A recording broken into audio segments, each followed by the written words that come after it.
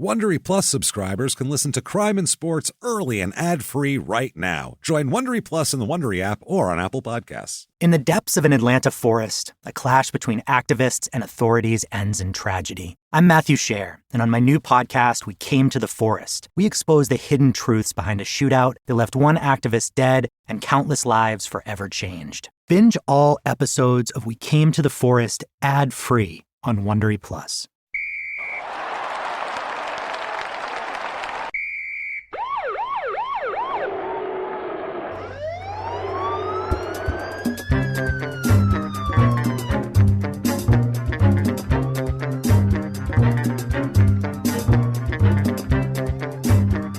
Hello, everybody, and welcome back to Crime and Sports. Yay! Oh, yay, indeed. My name is James Petrogallo. I'm here with my co-host. I am Jimmy Wisman. Wow, are we pumped up to be here. Fuck yes. I say it every week, because every week we're that jacked up. Yeah. That's the thing. Every week we are this excited. This is pretty awesome. We have a pile of idiocy in front of us, as usual. Pile of idiocy, and we've got an audience and people that give a shit and can't wait to hear about this. Beautiful. Thank you guys for listening to last week's episode. John Paul Sr., you heard that. This guy's a Bond villain, is he not? He's still on the lam. He's on the lam. He's out there. He's like dumping women overboard and sailing off into the South Pacific. Like, what a I had disaster. text asking me, who is it this week? And I'm like, you're not going to believe it. The guy's still on the fucking run. That's our first on the lam, Unbelievable. which is amazing. He's a criminal mastermind, that guy. So if you haven't listened to that yet, go back and listen to John Paul, because it is a trip and a half. So much fun. It's wild. It's wild, wild. But tonight, we have a fella here. We'll call him a fella. A fella who just... The stacks of idiocy could reach the sky. Yeah. It's just the clouds. The sky is the limit on his moronic behavior. The guy who has fucking cursed a franchise. He's a mess. This poor bastard. I feel bad for him, even worse for his son. Yeah. We'll get into this whole thing. Let's get into it. Before we get into our main story of the evening here, or of the day, or whenever you're listening to us, just want to thank everyone for their iTunes reviews last week. Thank you guys so much. That means the world to us. It helps so much. So if you're a new listener or an old listener who hasn't done it yet, take 30 seconds, please. I know you have to sign into iTunes. It's a pain in the ass. Take your 30 seconds. Please go in there. Give us 5 stars. Tell us you're following instructions, or say whatever the hell you want. But it really, really helps us. It helps drive us up the charts. Can you post a meme as a review? That would be bitchin'. I don't think you can, but that would be so nice. either. That would be nice. Without further ado, though, we should really get into our subject this week, Jimmy, because it is goddamn insane, this man. It's Stanley Wilson. Yeah. Stanley Wilson is an ex-running back. Girl Stanley. Oh, yeah, he had some some strong curls during the 80s. He played in the NFL during the 80s, which is the era of the Jerry curl, honestly. So that is when the black man mullet was in full effect. And he rocked it to the max. And the Bengals players he's a Cincinnati Bengal, and their players were especially into it. I don't know what was going on in the city of Cincinnati, but Ickey Woods, all of them. Maybe it kept it from freezing. Man, I don't know what it was, but they were curl. When you walked in that locker room, it must have been just a haze of applicator. Just holy shit, all the Jerry curl juice. It had to smell terrible. Terrible. That grease stinks so bad. Stanley T. Wilson. Could Yeah, never man. find his middle name. No? Couldn't find it. All I could find is T. What the fuck? Stanley T. Wilson. He's born August 23rd, 1961. He's an L.A. kid. All right. He's born in Los Angeles. Grows up in Carson, California. Has both parents. He has a story he has a beginning that is unlike He just most of bucks our people. everything. Yeah, he has both parents, nice middle-class home. His parents are like good people. They're still together to this day. No kidding. Still, his father, Henry, is he's a religious man. They're very kind of old school black religious, I would call them. Yeah, they're like Southern Baptist or Lutheran or some shit. His father, Henry, calls the Bible, quote, the guidebook for raising kids. So that tells you a lot right there. Jesus. The guidebook. Good grief. Jesus, I hope he ignored certain parts of it. Yeah, like the part where they split a child in half. Yeah, that one. There's a bunch of parts, really, where you go, I don't know if this is the best I don't know if that's guidebook. appropriate for children. But apparently, he used it as the guidebook. So it worked out for the other son they had. But he went to Banning High School, is where he played his high school, and he was in the same backfield as Freeman McNeil. You might remember the old Jets running back from the 80s. Had a very, very good career at the Jets, number 24, I believe. All right. Yeah, he was really, really good, Freeman McNeil in the NFL, but he wasn't as good as Stanley Wilson in high school because in both his junior and his senior year, he was named Los Angeles City Player of the Year. Oh, shit. Stanley Wilson, yeah. He was actually in L.A. Carson is in L.A. Yeah, he played in whatever. I'm looking at the map. It is South L.A. It's near Long Yeah. Beach, so it's a nice area. I mean, it's inland a bit, but... Yeah, well, his parents, they're a nice middle-class family. Yeah. You know, they weren't wealthy. They're not living on the beach or anything, Right. but they were, good, had it together. Yeah. Just, he didn't grow up without a floor Right. like Willie Mays Aikens or, Just down the road from Santa Monica. It seems like it... Yeah. Like Tommy Morrison. I'm sure there's some pockets of Carson that are shitty. I'm sure. Yeah. I'm sure there's like anywhere. But apparently this house wasn't a shithole. All right. It's like a nice house, well put together. Good. Families lived in the same house for 40 years. He had a solid foundation. He had a solid foundation that he took and pissed directly down the toilet. Directly down the toilet. In a very, very exciting way. And he had a brother? I believe he had a brother. Okay. He didn't end up doing anything that we would note. Fascinating. Here. We'll let him live in anonymity at this point. He ends up going to Oklahoma for his college. All right. And then back then, too, late Sooners. 70s, early 80s, Oklahoma was a powerhouse. You got recruited to Oklahoma, that meant you were hot shit. Boomer Sooner. It was a big deal. There was no joke there. He didn't Are go they, to they're some- SEC, right? I don't know what the fuck they are now. Where I are think they're they? Big 12. Are they? I think so, or Big 10 or 12 or 14 or however the fuck many there are now. I don't know. All right. I'm not sure, but he ends up going there. Yeah, Big 12. Back then, that was a top school to go to, Okay. especially if you're a running back, because they were very... Kind of still. Oh, still, it's a good school yeah. now, but back then they were really a powerhouse. Like, that was top tier powerhouse. All right. He said he never drank ever until his freshman year of college. So he had never drank That's at a all. good time to tie one on. Yeah, I guess he grew up straight and narrow, with his parents on his ass. Well, yeah, your dad with the fucking The Bible as the he's guidebook beating for you with it. Yeah, he's like, I'm not going to drink. Yeah. Gets to college. This is what happens when teenagers don't have any Yeah. fun.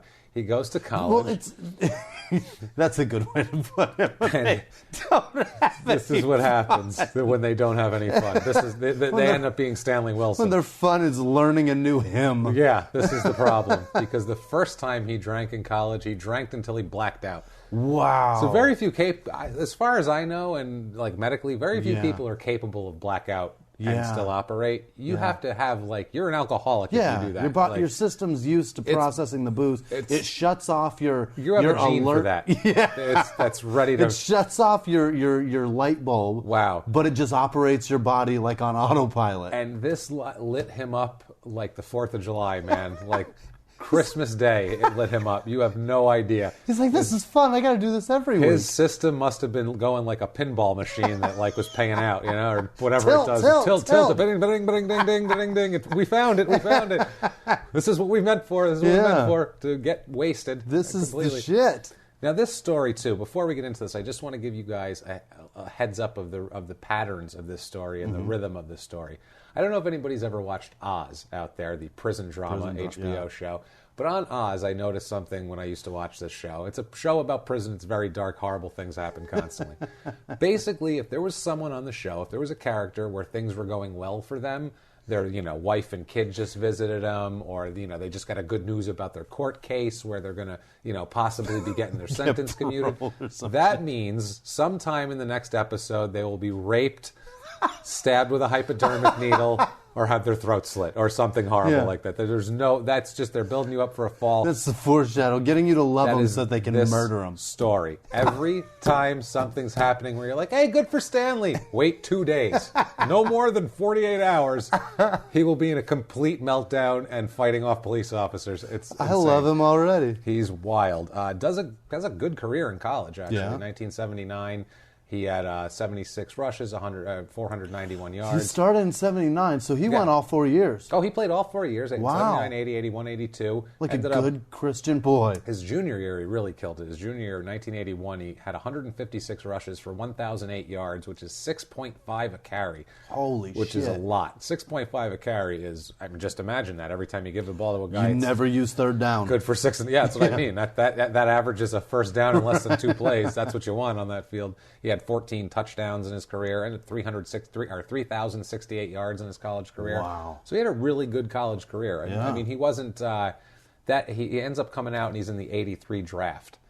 And we'll talk about that later, the 83 draft, and why there was other running backs that were so highly touted that it kind of pushed him down to the bottom. But before the draft, during his senior year at Oklahoma, he has a son that's born in Carson, He's drinking California. and fucking like crazy. Oh, yeah. Stanley Jr.'s born. Oh, boy. He named his kid Junior again, second week in a row. It's like a father-son. It's the holidays we're coming up on, so we're going to do some father-son stories. His name is Junior, and as we all know from our previous episodes, if you're an athlete and you're named Junior, you're just fucked. Not a good plan. Stanley Jr. is going to get into football later, and we'll find out about his fate later Great. on. Stay tuned for the end, because we're going to be done with Stanley. Full circle. And then we're going to come back with Junior, so stay put, guys. He is Stanley Sr. Goes in the 1983 NFL draft, which is the legendary NFL draft. Yeah. There's a documentary from Elway to Marino. Badass draft. On ESPN, which is made by ESPN. It's on Netflix now. You can catch it. It's They should terrific. just put that draft in the Hall of Fame. Oh, it was crazy. John Elway, number 1 overall. Eric Dickerson went number 2. So that's what I mean about the running backs. You had Dickerson. You had Kurt Warner, not the quarterback, the running back for Seattle. Drafted. There was a lot of top-tier running backs. That was also the year you had Dan Marino. Right. And it was loaded, that draft. It was gnarly. Loaded. So he ends up going in the 9th round, Stanley Wilson. Wow, with that college career. Yep, goes in the 9th Drops. round. That's how loaded that draft It was a loaded draft, and running backs. There was top running backs, and only so many teams want a running back, and they didn't need him once they got him at the top. So he drops a little bit, and he goes 9th round, number 248 overall. So that's not too bad. They don't even have 9 rounds now, though. Now they have 7. So that tells you now. Now, tons of famous players in this draft. Like I said, only a couple after him that were drafted after him that were really, really good. Because I like to do the you could have had this thing. Yeah. Round 11, pick 289, Jesse Sapolu, the San Francisco linebacker for a long time. And then round 12, pick 310, you could have had Carl Mecklenburg. Son of a bitch, the white rhino. Long-time Denver Bronco legend, man. number 77 there. He's in the Hall of Fame. He's a terrific player. You could have had him, but instead you got Stanley Wilson. Yeah. Whoops-a-daisy. That's the Bengals for you guys. Let's get into this shit. Because he starts with the fuckery pretty fast on in his career. Jesus. 1983 is his rookie season. He plays in 10 games, starts 2 of them, which for a rookie, that's fine. 56 rushes for 267 yards, 4.8 yards an attempt. Not bad at all. Yeah. Only 1 touchdown. Also has 12 catches for 107 yards for a touchdown. So that's not bad, actually. Out of the backfield, he's a little threat to catch the ball. Yeah. You figure he's got a little something. We got a rookie here. Promising. With some promise, absolutely. Yeah. So that's the 1983. The season starts, obviously, in September, October, November. December comes up. There's a reason why he only plays 10 games in his rookie season, because in December he enters a 30-day drug treatment program. Whoops-a-daisy. Whoops. He loves cocaine. All right. Oh, baby. This guy is Eddie Johnson mixed with, I'm not even sure, mixed with... he had some promise and prowess, though, too, you know? He had, He did. He really could have kept it together and been an average at could have had a good 10-year career, made some money. Stick around in Cincy, you've got it made. No, not going to happen, unfortunately. He's this poor son of Eddie Johnson here, as we'll call him. Poor son of Eddie. Instead, he starts doing drugs right away. Cocaine. Right away. And says, too, when he went to drug rehab, he thought he'd be hot shit in drug rehab. He's like, I'm an NFL player going into drug rehab. But he went in his home in L.A. at first. And he said it was all celebrities, movie stars. He's in there with fucking Charlie Sheen. Yeah, lawyers and all these people. And he was like, oh, okay. I guess I'm prominent. I guess people. I'm nobody. I guess I'm just another cokehead. Never mind. So this continues. He goes in and out of drug rehabs basically all of early 1984. Wow. They think he has it kicked in the early summer of 84. They think he's doing well. Kicked. I thought you said kit. Like, no. They like think he's in rehab and he's got a kit in his duffel roll or something. They think he's doing okay. Yeah. You know, everything's going fine. August 1984, though, he has a little relapse again. Of course. This is the end of the preseason. He enters a drug treatment facility for 30 days at this point. You know, obviously things are going rough. So once he gets out of that, though, he's ready. They let him go right pretty much from drug rehab to the season, which... This is the NFL of the 80s, This too. is the NFL you know, of it's the like 80s, they have to get the talent back on the They're field. all silver-haired, middle-aged women. They're like, I don't give a shit who he kills, murders, robs, or maims. I need him making money for me out there. Now These you let people some are air assholes. out of a ball, and they take it to the Supreme Court until they can keep you out of the league for 4 games. That's what I'm saying. So in 1984, he plays in 1 game. Wow. Has 17 rushes for 77 yards. It was 4.4 per carry. Damn fine. and then he is suspended for the rest of the season. Wow. For more constant drug use. October 30th, 1984, he's suspended indefinitely. They don't even know how long. It's like, Just go away. You have got to just Get out of my sight. fuck off for a couple of minutes here. It was like a parent with a kid. It's in depth. Just go away. Go in your room. I don't even know what I want to do with you right now. I'm not even sure what the punishment is. I just know that I'm going to punch you if you don't leave. That's it. It's one of those things. Not a peep out of you. Not a peep out of you. So, November 2nd, 1984, now a couple days later, the NFL orders Stanley to undergo drug evaluation, basically to see what his fucking problem is. They want to check him into a hospital. He's not allowed to play again until he completes any prescribed treatment, and it's also under the thing, basically, if they let him back in the league and he fucks up, then they can do whatever they want to him. They know he's got a major problem. Yeah, this is he failed a drug test the week before. Is what ends up happening. He comes back one game, and he fails a drug test already. A drug test, and he's going through the whole thing here. Jesus. And now we have our first silver-haired, middle-aged white man statement of the day. Paul Brown, who I believe is the son of the original Paul Brown, who started the Browns and then went and started the Bengals. Let me ask this question real quickly. What do you got? Have you ever done coke? Once. Okay. It was horrible. That's my the worst point. thing ever. That's my point.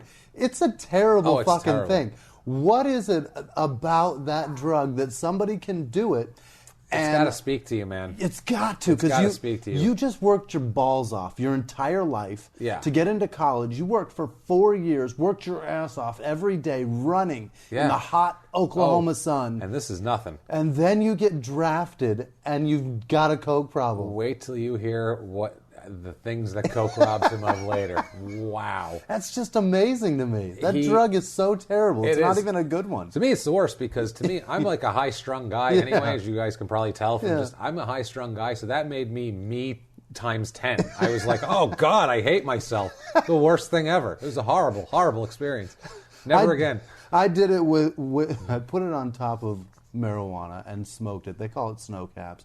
And so you get stoned and you're chilled out. But then that shit makes you just want to go do shit. Racing at the same time. You're like, I got to go do something, but I don't want to do something. That sounds horrific. It's the worst fucking drug. Too. It's terrible. Well, this guy loves it, and he is gonna. That's crazy to me that anybody could love it like that. Some people, man, they just. Yeah, I mean, it's pretty evident. Otherwise, it wouldn't be as popular as it is. Oh yeah, some people it speaks to them. It's just like anything else. It's got a whisper in your ear. You know, like I really like steak. Some people aren't too into it. You know, I get a steak in front of me, I'm like, nah, this is what I'm talking about. And some people are like, I'll eat broccoli. Yeah. Not me. I'll eat broccoli and have a steak pile of cocaine. This guy would cut the steak up into tiny bits and snort it. That's the problem. Or into little rocks and smoke it, as we'll get into. That's sick. So Paul Brown, the general manager of the Cincinnati Bengals at this point, we'll hear from him over the years as our silver-haired middle-aged white man. He says about Stanley, quote, this is on November 2nd, 1984, by the way, quote, Stanley's an excellent player, but we're not going to play a player who is involved with drugs. Stanley completes the program successfully. That's not the problem. The problem is he can't stay away when he gets out. Yeah. No shit. But he says, we're not going to allow players to play on drugs. Yes, you will. Yeah. Through the 80s, you will a lot. Because I love this. It depends on how good they are. Let's say that. I love when they make a stance like, we will not morally horse shit. We'll do whatever makes you 10 extra cents, you silver-haired cocksucker. We won't let anybody do drugs unless Icky Woods is that guy doing the fucking drugs. Yeah, because he had a good year and he's got that dance and he sells T-shirts. So if he wants to do some coke, we're going to let him. Do that Icky shuffle. Here's another bump. So 1985, he's suspended for the entire season. Gone. They just shit can him. So he's missed 16 games. So he's missed 84. You know, the 15 games of 84. It was 12 then, right? No, it went from 14 to 16. 14, I believe in 83. Well, that might have been part of the new when they did the strike in 82. Okay. I think that was part of the thing because they played 2 extra games. Okay, went to 16. So he would have been on the 16 schedule. Gotcha. So yeah, he's missed 31 games here in the last 2 years now. So many paychecks. That's the thing. That's the problem with him too. Money is always an issue for him. Jesus. 1986, May 6th of 86, he's reinstated into the NFL after many petitions to be reinstated into the NFL. He's gone through all the rehabs. I'm good now. Yeah. He's doing the I'm good now. I've been through all these rehabs. Look, guys, I have my shit together. I jumped through your hoops. I jumped through all your hoops. Everything's good. And the league actually, they're thinking about it, and they reinstate him. So they believe Unbelievable. him. They believe him. 1986, plays in 10 games, has 3 starts, 68 rushes for 379 yards, 5.6 per attempt. That's great. That's great out of your fullback, and 8 touchdowns. So he seems like he's a beast. That's a guy you can bring in. He's not your number one guy, but he's your number 2 back that you can bring in, bang around, and he's a real tough son of a bitch. This Wilson too. Yeah. He's like what? I think he's 5'11", 205. He's listed at. So he's earning those 5 yards a carry. He is a hammer. He's a hammer. He's tough. Everybody on the team says how tough he is. He's a tough son of a bitch. You know those 8 touchdowns were all from 4 yards out. I was going to say, he seems like a goal line He's a banger. bruiser, yeah. He's a goal line banger. Now, May of 1987 comes around. This is before the 1987 season. This is before training camp even starts. He still has to get tested all the time, basically. He's under special rules where he eventually gets tested 3 times a week, which is a shitload of drug tests.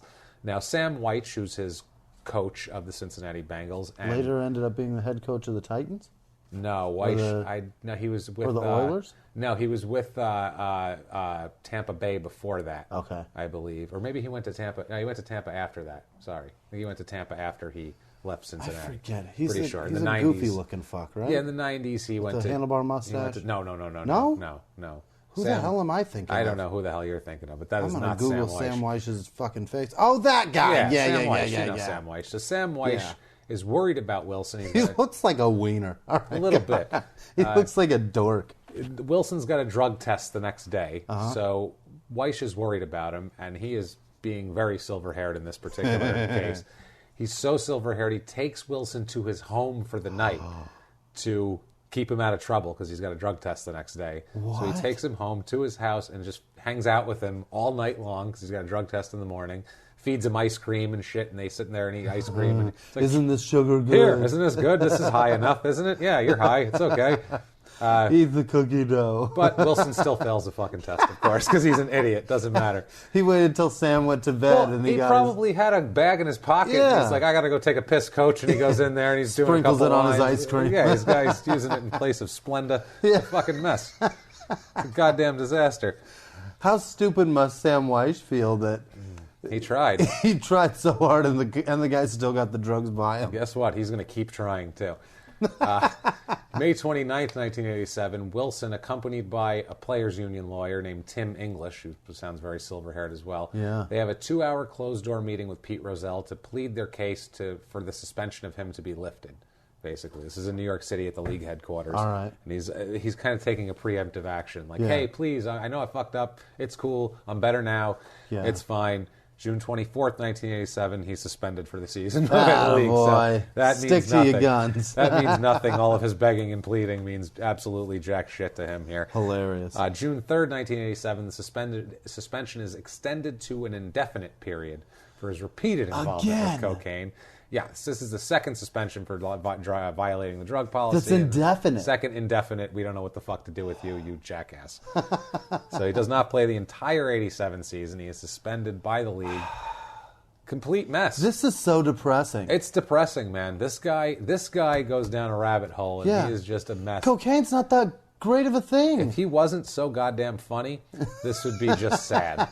If he didn't do things in such a spectacular fashion, like... You'll see what I'm talking about. But if he didn't come out one day and be one way and then be the exact opposite the next day, it wouldn't be so funny. But it really is. All over his I'm sorry. Why. You'll see why here. Now, early 1988, before the season, like winter, early 1988, Bengals running back coach Jim Anderson goes to L.A. to see how Wilson's doing during his suspension, goes to check in on him, make sure he didn't gain 60 pounds, make sure he doesn't have, just cocaine all over his nose. Make sure he didn't gain 60 pounds, make sure he didn't lose 130. Exactly.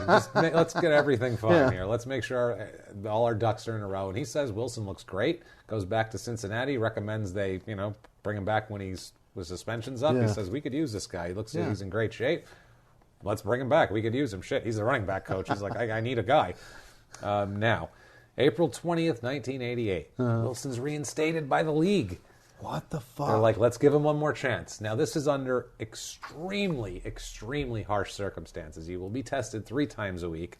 Basically, they say he doesn't have, like, normal normal parameters that the other players have. It's basically if they suspect him fucking up, he's gone forever. That's the deal. They don't need a failed test. They don't need anything. They need to have any suspicion of involvement with drugs. That's a last chance agreement, man. That's it. That's all you've got. This is his third strike here we're talking about, so that's what it is. Now we have an in their own words here. I can't wait. General love of cocaine. Oh, Jesus. He is a talker. We have a lot of in their own words from him. I'm fueled by coke. Most of this makes no sense. Most of his shit makes no sense. Or like the second half of his statements are contradictory to his first half. This one actually makes sense, though, because it's his love of cocaine, his purest love in the world for him. He says, in their own words, quote, "Cocaine is seductive, man. Mentally, you're not convinced it's hurting you. But I don't think about the end of my career if I use again. I think about dying." So he knows he can't. He doesn't just do some cocaine and have fun. Right. He's balls out. He's a blackout drunk. I'll do all of it. Yeah. I'll do all the coke. He's a guy that, I'll just do all the coke and I'll be out at 3 a.m. looking for more when everyone else is going to bed. He's that guy when he calls his dealer and his dealer's like, "How much you need?" He goes, "All of it." How much do you have? What do you have? What are you talking about? Obviously. How much? Yeah. All of the coke. I want all of the coke. Hold on, just reaches in his pocket. I have this much money and just hands him a handful. How much does this buy me? Just balls of hundreds. Here. Give me Here's all my game check. How much does that give me? He's treating his coke dealer like a check cashing place. The 1988 training camp, during the NFL training camp before the season, several players on the Bengals rent a limo to go out to a Dayton nightclub. They're going to go have some fun. Dayton, Ohio. Dayton, Ohio. Well, they're in Cincy. What do you want? I mean, where are they going to go? Fucking such a Manhattan. shithole. They're in Ohio. They are where they are. Yeah. So you gotta make do. You gotta, man. So they go out to the nightclub. They have a good time for a little while. The night ends early, though, because of Wilson. Big shocker. Wilson apparently gets rejected by some women he was trying to dance with. And the players said he started, quote, getting physical with them at that point. He's pulling a Marlon King and grabbing him going, "Don't you know who I am, bitch? I've been suspended twice for cocaine. Don't you know me?" With his coke dick all floppy. Jesus Christ. So his teammates have to escort him out of the establishment, and they all go home and call it an evening. Get your floppy coke dick out of here. So he cannot be... Substances just do not agree with him, as we'll find out later more. Anything he does is just... going to completely eviscerate any chance of success. Do we ever get a quote from his parents about this? Not I want one so bad. All we get is, "I used the Bible as a guidebook." That's all we get. Damn it. That's it. Because I want to know what the fuck they think of all of this at this point. They just shake their damn just heads. Sitting there shaking. Well, we're late for church. We have a good quote from one of the reverends about him later, though, that we're going to like. It's in court. So that's when you're bringing your reverend to court to speak for you. You know that there's a problem. There's issues at that point. So September 1988, this is the beginning of the football season. He hasn't had a game check since 1986. Yeah. So he is dead broke. He is dead broke. He's got a Jaguar that he bought with his first contract in 1983 that he still has, that he's currently living in.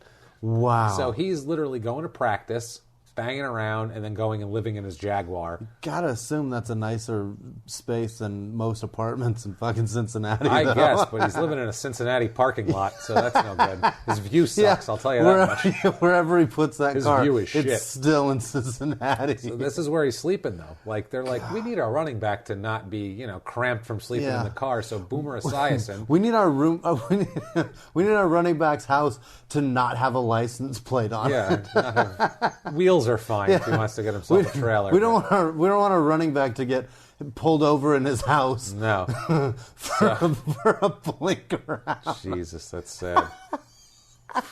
That's so depressing. I got a blinker out in my house. I got a blinker out in the back bedroom. I got to put in a transmission in my house. I got a blinker out in the back bedroom. Problem when they get pulled over.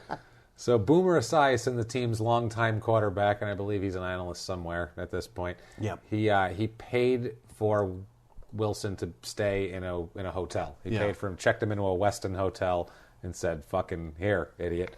It's a nice place. You need a bed. Yeah. For Christ's you sake. Need a toilet. We have a game tomorrow. You can't shit in a cup anymore. This isn't going to happen for us. This is not going to work. I don't know what the hell he's shitting in. He's shitting in a thirst buster. That's what he's shitting in. I figure he got his shitting done at the stadium, at the practice facility. So. They're like, "Come on, guys, practice is over." He's like, "Hold on, coach. Yeah. I got to clear something out quick." Can you imagine though walking into a gas station bathroom to piss, and like you're peeing, and you're like, "Is that Is that the running back of the Cincinnati Bengals washing his armpits in the bathroom? It's cloudy with Jerry curl applicator. You're like, what's going on in here? Is he washing his armpits in the sink? Hold on, you waved away the haze. You're like, is that Stanley Wilson over there? That's hysterical. So 88 season, through the whole season, he's known for his erratic behavior and falling asleep in the players' lounge at the stadium all the time. Yeah. Erratic behavior and falling asleep and constant day napping. What does that sound like to you? Sounds like somebody on coke. It sounds like someone on coke. Yeah. It sounds like someone who's like, I can't wait to get out of here and get some coke in me. He's frequently brought into Coach Weich's office, and basically they said they had the same conversation every time. They'd bring him in and be like, there's something fucking wrong with Stanley. And they'd bring him in, they'd sit him down, and Coach Weich here, like a silver-haired middle-aged white man would, he sits him down and says, is there anything here that I should know about that's going on? And Stanley would say no, and they'd go, okay, carry on. And he went, there's nothing I should worry about, right? Yeah. And Stanley goes, nope, all right, all right, fine. Carry on. Carry on. Grab your playbook. So 88 is a great year for the Bengals. Yeah. It's a magical year for the Bengals. They go to the Super Bowl Haven't this had year. one We'll get to that. No. They go 12-4 in the regular season. Wow. And Wilson is actually relegated to They were 12-4 that year. They killed it that year. My God. That was Ickey Woods' rookie year, running back, and he had a monster year. I don't know if you guys are too young or anybody who remembers, or you might know him because he's been on a commercial recently doing the Ickey Shuffle. Woo! It's a dance where he basically kind of hops to the right 3 times, hops to the left, and then throws something on the ground. That's the dance. And in then the 80s, spins around. We were excited about that. Yeah. We were like, look at him. That's a big deal. Jerry curl juice dripping off of him in the breeze, and he's just spinning and dancing. We're like, all right. But still, Wilson has a damn fine year. His average per rush is down a little bit, but he plays in 15 games. That's great. Starts 6 of them. 112 rushes, 398 yards, 2 touchdowns. He's a solid number 2 or 3 because they also have Brooks, the other running back. Utility guy. He's a utility guy. He's a big banging fullback, and they like him. Chris Collinsworth, who is a teammate back then and a current... I fucking hate that man. He's one of my least favorite announcers, a current NFL analyst. He is my least favorite announcer. He's going to come up a few times. He treats his job, I've said it a million times, he treats his job like it fucked his wife. I hate him so much. That's so much. He loathes the Denver Broncos, and I can't listen to him. I have to watch Denver Bronco games that he calls on fucking mute. It's another orange team. He doesn't like other orange teams. He played for the Bengals. He's just a dickhole. He says about Stanley during this time, he says, quote, he's our resident street bully. Stanley brings an edge to our offense. Awesome. So he goes around and he's the guy that you don't fuck with. They said like in camp, like rookies would try to, make a name, for themselves, and they try to hit him, and he'd go, you ain't going to make the team on me, big boy. Keep trying. He'd say, I'm not the guy to try to hit. Go hit someone you're going to knock down, I do basically. coke, motherfucker. Yeah, I'm a big coke-headed man with a mullet and a Jerry curl, and I was raised with the Bible as a guidebook. So I will fucking thump you. God damn it. I sprinkle cocaine on Frosted Flakes. We are getting toward the mountaintop for Stanley here. January 1st, New Year's Day, 1989, the divisional playoffs, NFL divisional playoffs, the AFC divisional game here. The Bengals beat the Seattle Seahawks 21-13. All right. This is a big day for Stanley here. He has some big rushes in this game, some big first downs, has 2 touchdowns. So, I mean... In the game. Just won the divisional playoff. Ickey Woods has the flu that day, and he's not feeling great. So Wilson gets the majority of it, and he comes through big time. Nice. And he even says afterwards, like they interview him, and he's like, look, if that was Ickey, if Ickey's in the game, that's Ickey's ball. You know what I mean? Like, I wouldn't even want to be in there if he's healthy. He's even giving the praise to somebody else. He says if he's healthy, I don't even want to be in there. That's the man right there. But he's being a good teammate. Yeah. Everything is going well for this man. He's not on blow right now. He is on top of the world. A lot of talk about how he stepped up for Wilson or for Ickey Woods and all that. He says in their own words on this, he says, quote, all those things I've been through in my life, I had coming to me. I deserve them. I think I deserve this now. It's been a lot of hard work. Hard wookies. It's been a lot of hard work, and football is easier than the rest of it. Now I'm balancing the scales. I'm glad these good things are happening for me. So you feel okay for him. Yeah. You're like, look at Stanley. He's getting it together, man. Yeah. Good for you, Stanley. Definitely not on blow right now. Good for you. You're easing off the cocaine. Yeah. That's the brain of a sane man with talent. That's a sane professional man who knows how to pass praise around and keep his job. Right? Taking football seriously. You would think. Right. He's taken his whole life top of the world right now, right, Jimmy? Next game. Here comes a hypodermic needle full of AIDS coming right at him. January 5th, 1989, Wilson is arrested in Newport, Kentucky, across the river from Cincinnati. He's cited for disorderly conduct after urinating on a sidewalk outside of a nightclub called Rumors, which is another, every city had an 80s nightclub called Rumors. It's now defunct, big shocker. He faces 90 days in jail and a $250 fine for this. Peeing on sidewalks? Well, his claim is that he was trying to use the club's restroom like a gentleman. Yeah. Like a gentleman. Like a guy that passes around praise after winning a divisional Ickey Woods is a game. good guy. I have to go urinate. I'll be in the restroom. I'll be in the lavatory. Thank you very much. So he says, I'm just in there trying to use the restroom when two women burst in the door and would not leave me alone. They wanted to take a picture with me, and I couldn't even piss. So I'm familiar. What do you do at that point? I know that you can't go in a bathroom without women accosting you for photographs. It's crazy. Think about this. So what else do you do? What can you do? Do you get a bouncer? You go, hey, I'm trying to take a piss here. Do you go, hold on a minute, ladies, let me piss, meet you outside the bathroom? No. What do you do? You find an alleyway. You go out on the sidewalk and you piss on the side of the building, right? Of course. Jesus. Obviously, his only option was the sidewalk at that point. So, it's a goddamn mess. So we come to we're Super Bowl week now. They have they beat the Bills in the championship game. Wilson doesn't really do much, but they end up going to the Super Bowl. They're in the Super Bowl. The Bengals are in the Super Bowl, Unbelievable. which is unfathomable now if you ever pay attention to football. So, January 20th, 1989. This is the Friday before the Sunday Super Bowl. So this is 2 days before the Super Bowl. All players are given drug tests on this day. This is a thing. Make sure we got no drugged-out players in the Super Bowl, okay?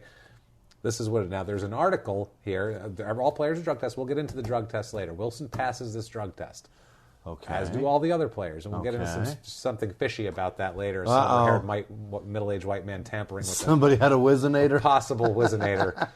So the 2 days. There's an article called quote Bengals Wilson glad to be back, and he holds a press conference. He holds a press conference at the Super Bowl because they have the press days and all that. He holds his own press conference, tells everyone how great it is to be drug-free. He just loves his life, talks about how content he is to be back in the league and back in control of his life finally. What? Says how he's taking each day as it comes, staying busy, avoiding idle time. Idle time, that's do drugs, keeping on schedule, maintaining everything, just thrilled to be drug-free. Also how They talked to him about how the night before there was some riots going on in Miami. He was driving to the stadium or whatever, and his car was hit by rocks from the riot. And was it Joe Robbie? It freaked him out. Yeah, it freaked him out. And so we have in their own words about the whole rock thing here. He says, in their own words, quote, there's a lot going on outside football. There's more to life than the Super Bowl. 10 years from now, nobody will know who Stanley Wilson is. If they focus on his being and who he is, he would be a success. What the fuck does that mean? What does that mean? I have no idea what that means. But nearly 20 years later, we still know who you are, Stanley. Guess what, Stanley? You have not been forgotten. 27 years later. We're going to bring it up, and we're going to keep bringing it up for a long time now.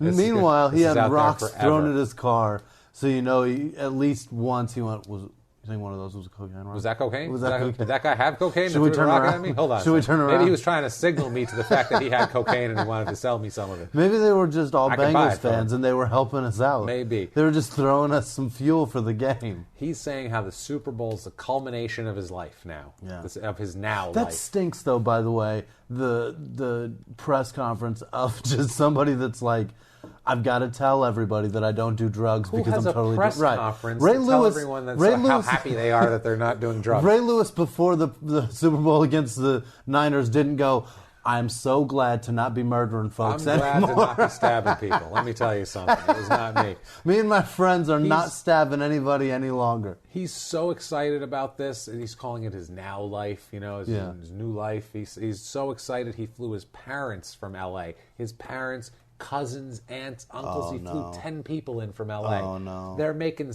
they all made signs that says "Go Steamer" because his nickname's Steamer, Stanley Steamer. So they're all making signs, and they're like excited, and they're going to cheer him on. They can't wait to see him. His son's 5 years old. He's going to get to see his dad play in the Super Bowl. I mean, this is great shit. It's a dream come true. It's a dream. He says how he's done the recovery thing so many times, drug recovery thing, that he's an expert now. And they keep saying how recovery is no easy task, but Wilson seems to have it down. The reporter's very impressed with Wilson and his whole deal here. Yeah. They say how he calls all of his relapses, he called all of his coke use slow suicide. So he's really saying all the right words that these people want to hear. Talks about how he used to snort cocaine in front of his young son when he was, 3 years old, and Stanley Jr. here would say, "Why are you doing that, Dad?" And he said, now he thinks about that, and it breaks his heart, and he doesn't know what he was thinking. So he's really coming to he's looking. It's a revelation of he's life. looking inside himself and trying to find the real Stanley. Things are going to be fine, so that he right? can win the Super Bowl. Things are going to be good. He right? wants a ring. Yeah, of course they're going to be okay. Right, it's going to be okay. Let's get on recovery here, and in their own words, on recovery, quote, "I haven't met anyone yet who had a problem and got it the first time. The saddest about people in the system is that they make a hero, then they want to break him down." I don't know I get the gist of what he's saying, but he doesn't use words correctly at all, which is odd because he's a college graduate. But still, they didn't make a guy that went to college for 4 years, not just a graduate, but he had to stick with it to stay on the football field. Absolutely. You have to get your grades. You have to keep your grade point average at a certain point. Yeah. So he had to be studying. In the 70s, and he sounds like a fucking retard. Back then, they could probably just... He sounds very stupid. He's very stupid. Now, also in this article, I must tell you guys about a tremendous sale at Woodbridge Jeep Eagle dealership in Woodbridge, I love Virginia. These so much. This is you can get a 1989 Jeep Comanche for $208.66 per month, which is not bad. Also, an 89 Jeep Wrangler, including the 7-year, 70,000-mile powertrain warranty. Not a bad for only warranty. $10,399. Wow, you could own that car for $11,000. Not bad. Also, there's an ad in another thing that's not the car dealership, an electronics store, where VCRs are down to $199 now. Last episode, if you might know, in 1983, VCRs were $349. Yeah. So they have gone down significantly in the 5 years since then. Less than $200. Less than $200. But still, also, about the same price as a fucking car payment. Same Brand thing. New car payment. Also, soccer sign-ups are at the fire station for all boys and girls ages 5 to 17 from 1 to 4 p.m. on the 21st. So you might want to get down there, sign the kiddies up for soccer.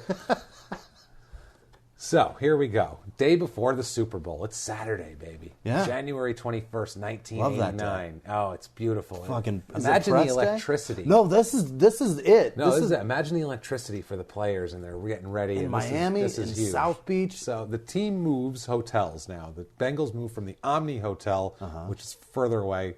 It's a nicer hotel, but it's further away from the stadium, to the Miami Plantation Holiday Inn. What? Doesn't seem great. It looked decent from the picture, but a nicer Holiday Inn. Yeah. It's closer to the stadium, and they said that nobody knew they were there, and it was for more privacy. Yeah. So they just moved the day. Nobody would be at that hotel. That's the thing. No one would think they're there. So, and it's closer to the stadium, and they wanted to be able to get there. Team has an 8 p.m. meeting.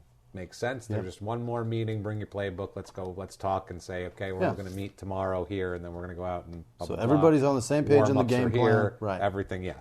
So the players start to walk down out of their rooms. All the players kind of flood out at the same time because they want to be about 5 minutes early. Stanley stops and goes, "Oh, hold on a sec. I'll be right. I'll meet you guys downstairs. I forgot my playbook, so I got to go because you can't go to the meeting without your playbook." So like, yeah, all right, cool. And he goes back to get his playbook. They all go down to the meeting. They go down to the big conference hall. The players gather. Sam Weiss starts doing a head count. Now the players are responsible for their roommates.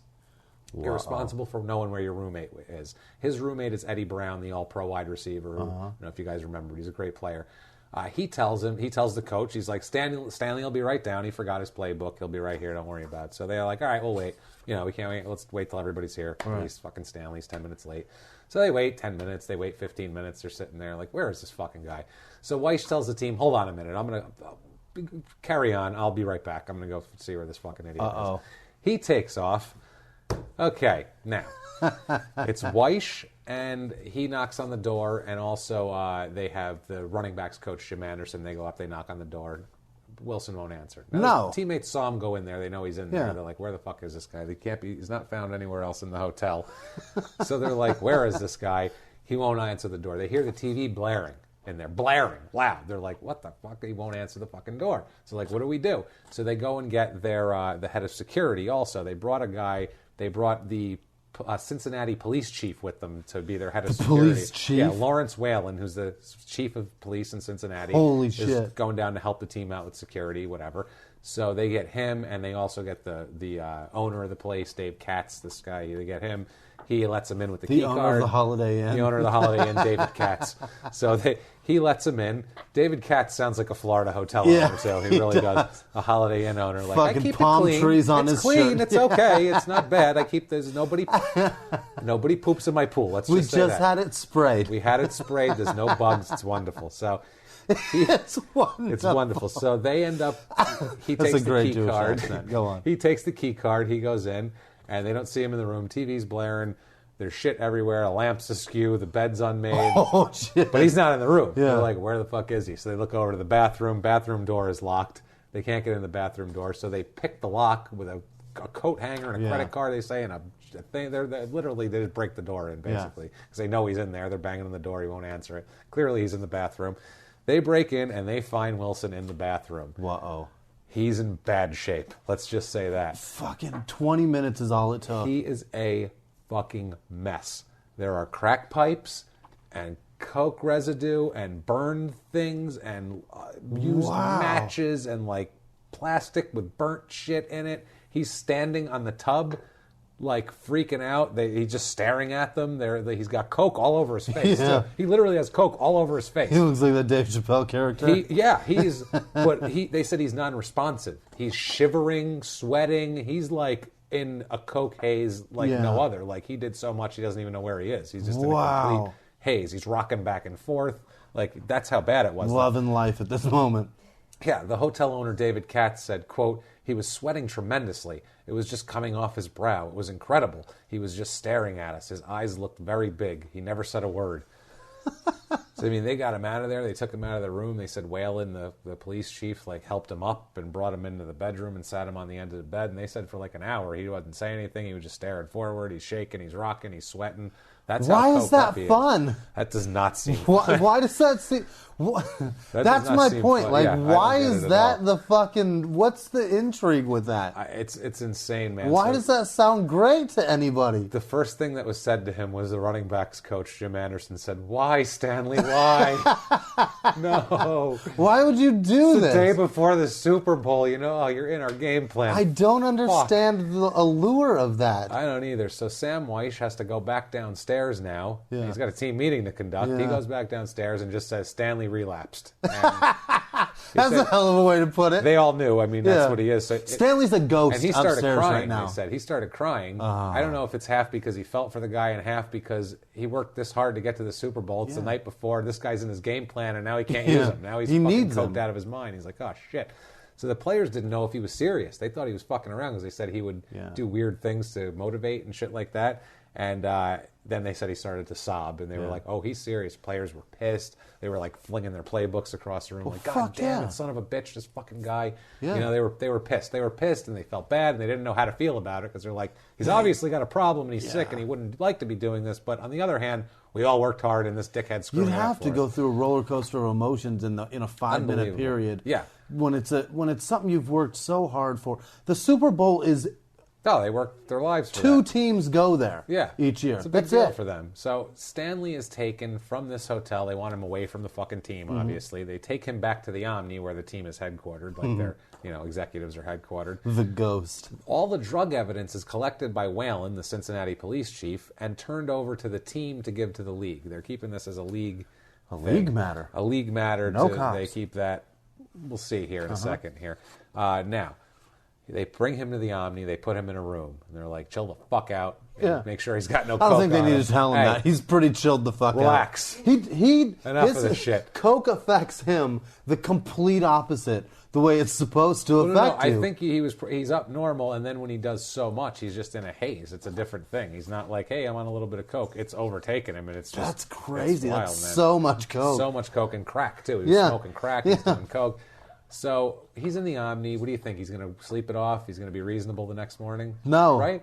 No, he's going to run. No, what he does is he climbs out the window and shimmies down the fire escape. Yeah, that's what he does. Because he's fueled up on coke. He's fueled up on coke. He takes a cab. So now he's down there. Imagine this guy, eyes wide as shit, sweating in the street trying to flag down a cab. He just scaled down a hotel wall. And he flags down a cab, has the cab take him to Biscayne Boulevard where he buys liquor and checks into a hotel room, where he then goes out and finds a couple of as he describes them in an article later, low-level Cuban drug dealers who then brought him cocaine and prostitutes for the next 2 days. God.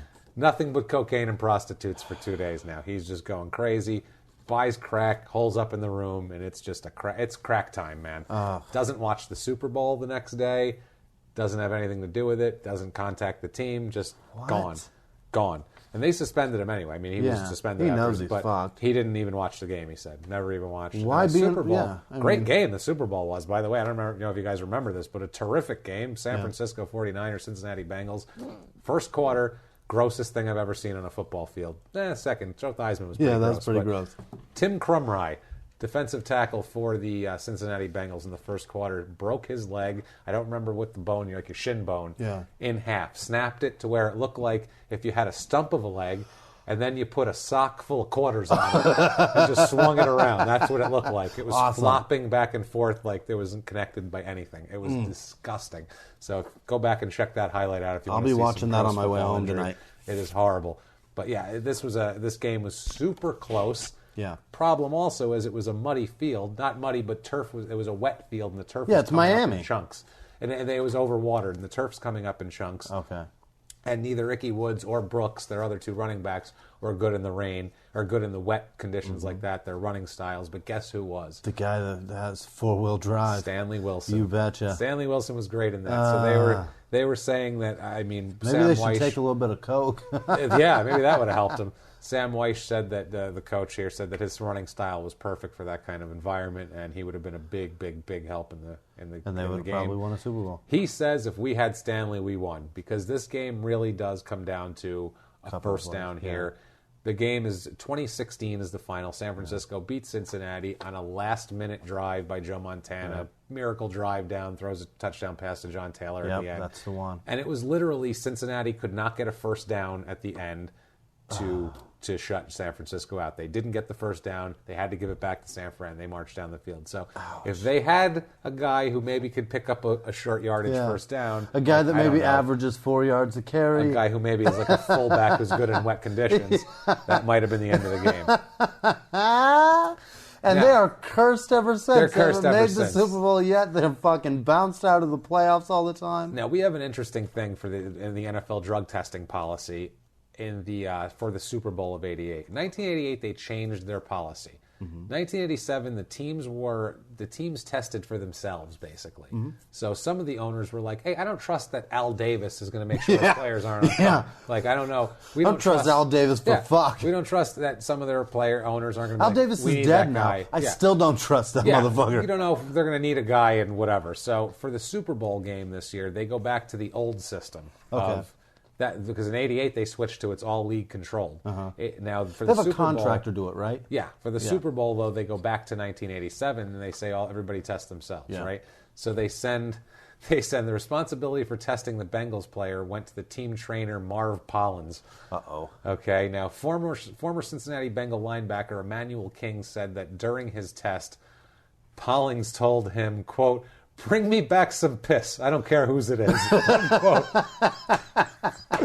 Which I have never been told by a man, "Bring me back some piss." That's amazing. That sounds like the best out of context quote ever. Sounds like a guy that just needs a job, and he's like, "Just bring me some piss. Bring me back some piss. I don't care whose it is. I'll test anybody's." Now, Pollins denies that this happened. He said it's, quote, "not true, no way." Says that he watched King produce his specimen, which sounds worse than "bring me back some piss." Produce a specimen. So, yeah, but they're saying that this was like a thing with them, though, like the drug testing was shady and maybe it wasn't all that good, or maybe Wilson could have slipped a shitty test by him. Somebody else's. Or some of the other players also, because we're going to talk about what Wilson says here now. Because everybody wants a ring. That's why. Yeah. So the next day, the league goes public about Wilson. Because before that, Sam Weiss, when they said, hey, where's Wilson and how come he's not eligible, he just said no comment. He wouldn't, before the game, he'd say, I have a game to plan for, no comment right now. I'm not going to talk about what happened with Stanley. They wouldn't say anything about it. Wow. So, but now he's going to say something about it, or they're going to, they want to know. Disclose it. Yeah. They won't give details. They just said that there's a possible suspension. He was ineligible for the Super Bowl. We won't give details. Commissioner Pete Rozelle, who silver-haired scumbag as they come, it's actually a comb-over scumbag, but we'll give him silver-haired for now. He says, quote, we are pledged to confidentiality. You can be certain I will meet with him, but I do not know when. That's all we can say because of confidentiality. Also, too, we don't know where the fuck he is. Also, too, we can't find him. And it's true. Hey, if you guys know where any hookers are, tell us where they are so we can maybe... At this point, he's in a Miami hotel room fucking hookers and smoking crack and getting Cuban drug dealers to bring him more. So the NFL spokesman, Joe Brown, would only say that it stemmed from Wilson missing a team meeting. That's what he would say. And so the press had no idea at this point. Bengals president John Sawyer said, quote, you wonder what the future of this fellow is. Historically, it's not successful, but you always hope. Also the future of your organization. Pretty sure he's just going to keep fucking up. Yeah. But you never know. Yeah. Let's keep an open mind here. What do you say? Wow. Yeah, that's what I'm saying. So January 23rd, same day, it's the Monday after the Super Bowl, Wilson contacts his lawyer, James Kidney, and just tells the secretary, doesn't even talk to the lawyer, just talks to the secretary and tells her, you have to let my family know I'm alive, and hangs up. This is Stanley Wilson. Look, you got to let my family know I'm alive, all right? All right, click, bye. That was it. Just let my mom know I ain't dead. They're in Miami still. His whole family was there to watch the game. They don't even know where the fuck he is. So not only did he leave his team in the lurch, his mom and dad and his cousins and all these people are like, we don't know where the fuck this guy is, man. So what's going on? Sounds like somebody just came out of a coke haze and was like, what day is it? Later on that Monday. I missed the Super Bowl. Yeah, did I miss the Super? Shit. My parents think I played in that game. They were at the game. They know I wasn't there. Somebody call and let them know. Yeah. Am I dead? I'm not dead? Okay, call them and tell them. So Sam Weiss says, quote, Stanley Wilson didn't screw up. The cocaine overtook him. And I don't know, but that our country is going to hell in a handbasket and we don't know it. This is a symptom of it. I still love the man. Football is over for him now, but the rest of his life is not. I'm still pulling for his life. So, it sounds like he did screw up. Yeah, he did that's somebody that has some care for the man, though. He does. He really does. He has care for him. And I think he just saw him as like this kind of a sad case. Yeah, basically. He feels bad for him at this point. He leaves here and meets up with his parents in Miami, and his parents take him and fly him back to L.A. and check him into a rehab center. Call. So he goes right from there to rehab in L.A. And at this point, I still feel bad for him, even though, I mean, he's fucked up enough to where you shouldn't feel bad for him. No, I feel bad for him. But he missed out on the game, on the reason he plays football. He screwed that up. But I just love how he had a huge press conference and then the next day did that. This is what I mean. Like, anytime things are going well, that means it's going to go bad quickly. He can feel time running out. Chris Collinsworth, another quote from him, he said, quote, Stanley Wilson is as tough as any human being I've ever known in my life. And if it can whip Stanley Wilson, it's going to whip everybody else too. Wow. So basically he's saying cocaine's will fuck you up. Stay away from it. Cocaine will get you. Now, Wilson, this is January 27th, 1989. Wilson's lawyer, Reggie Turner, another one of his lawyers, says that the Bengals may have contributed to his pre-Super Bowl meltdown. Says that they failed to closely monitor his, quote, non-football activities. So they're saying they knew what they had and they didn't keep an eye on him. Which, over the course of the season, they probably kept an eye on him the first month or two. And they were like, well, he's not doing coke. Fuck it, he's fine. He's an adult. And plus, it's the Super Bowl, so they were like, we made it to here. No one's going to do anything that stupid and screw up the Super Bowl. It's Saturday. Nobody will fuck this up. No. So Turner says that he didn't totally blame the team, but he says that they didn't follow certain aspects of his rehab. Wilson was supposed to check in with team running backs coach every time he did a, quote, non-football activity. And he didn't, and they didn't follow up on it. Hey, coach, smoking some crack. Okay, have a good one. What kind of shit is that? I'm going to go turn myself into a zombie in room 23. Yeah. Come on later, coach. Room 22. I borrowed Dan's. So January 30th, 1989, Wilson goes to see James Kidney, his lawyer here that he called and tell his family's alive. He sobs and tells him how he messed up and he let his family and his team down and his 5-year-old son down. He was the biggest piece of shit in the world. And then he gave him a black game-worn jersey of his and left. And Kidney was like, okay. Didn't ask him to do anything or be anything. He just came in, sobbed, told him how bad he fucked up, gave him a jersey and took off.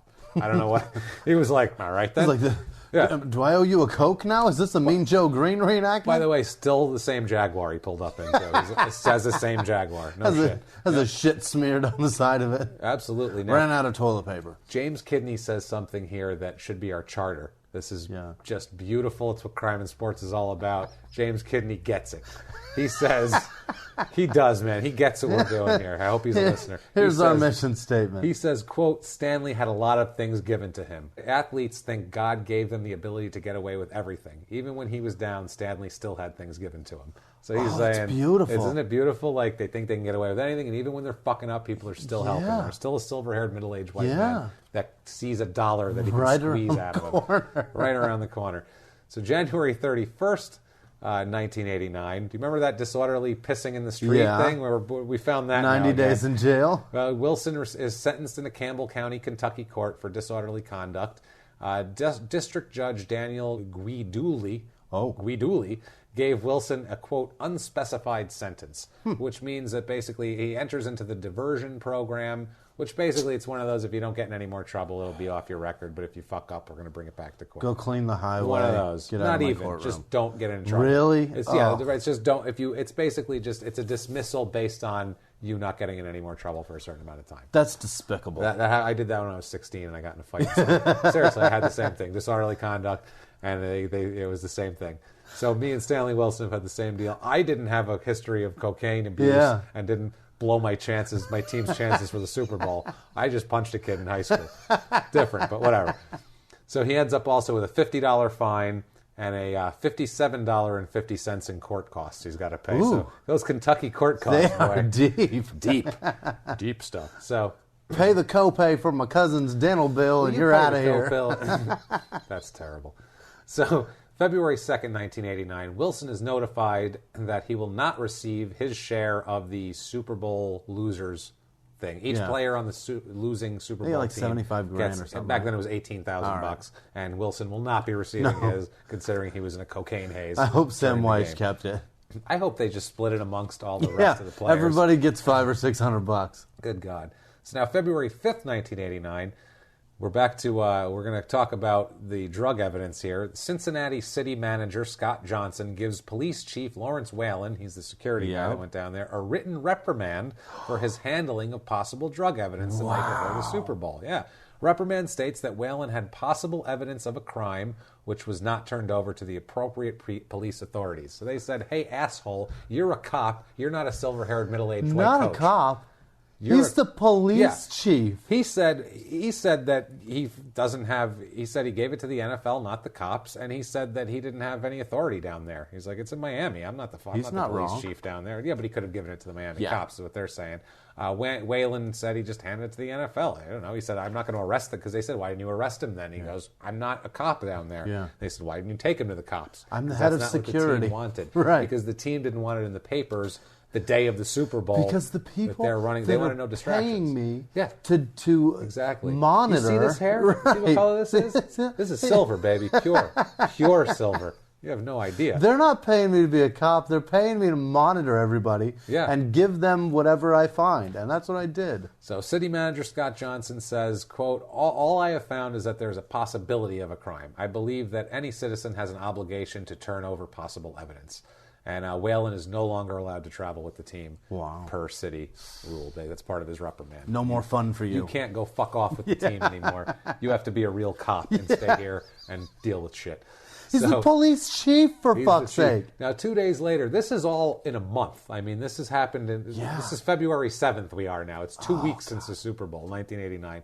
Wilson is telling the press that he has a meeting scheduled with the league to try to get reinstated. The league denies anything like that. They're like, what the fuck is he talking about, basically? He's just out yapping.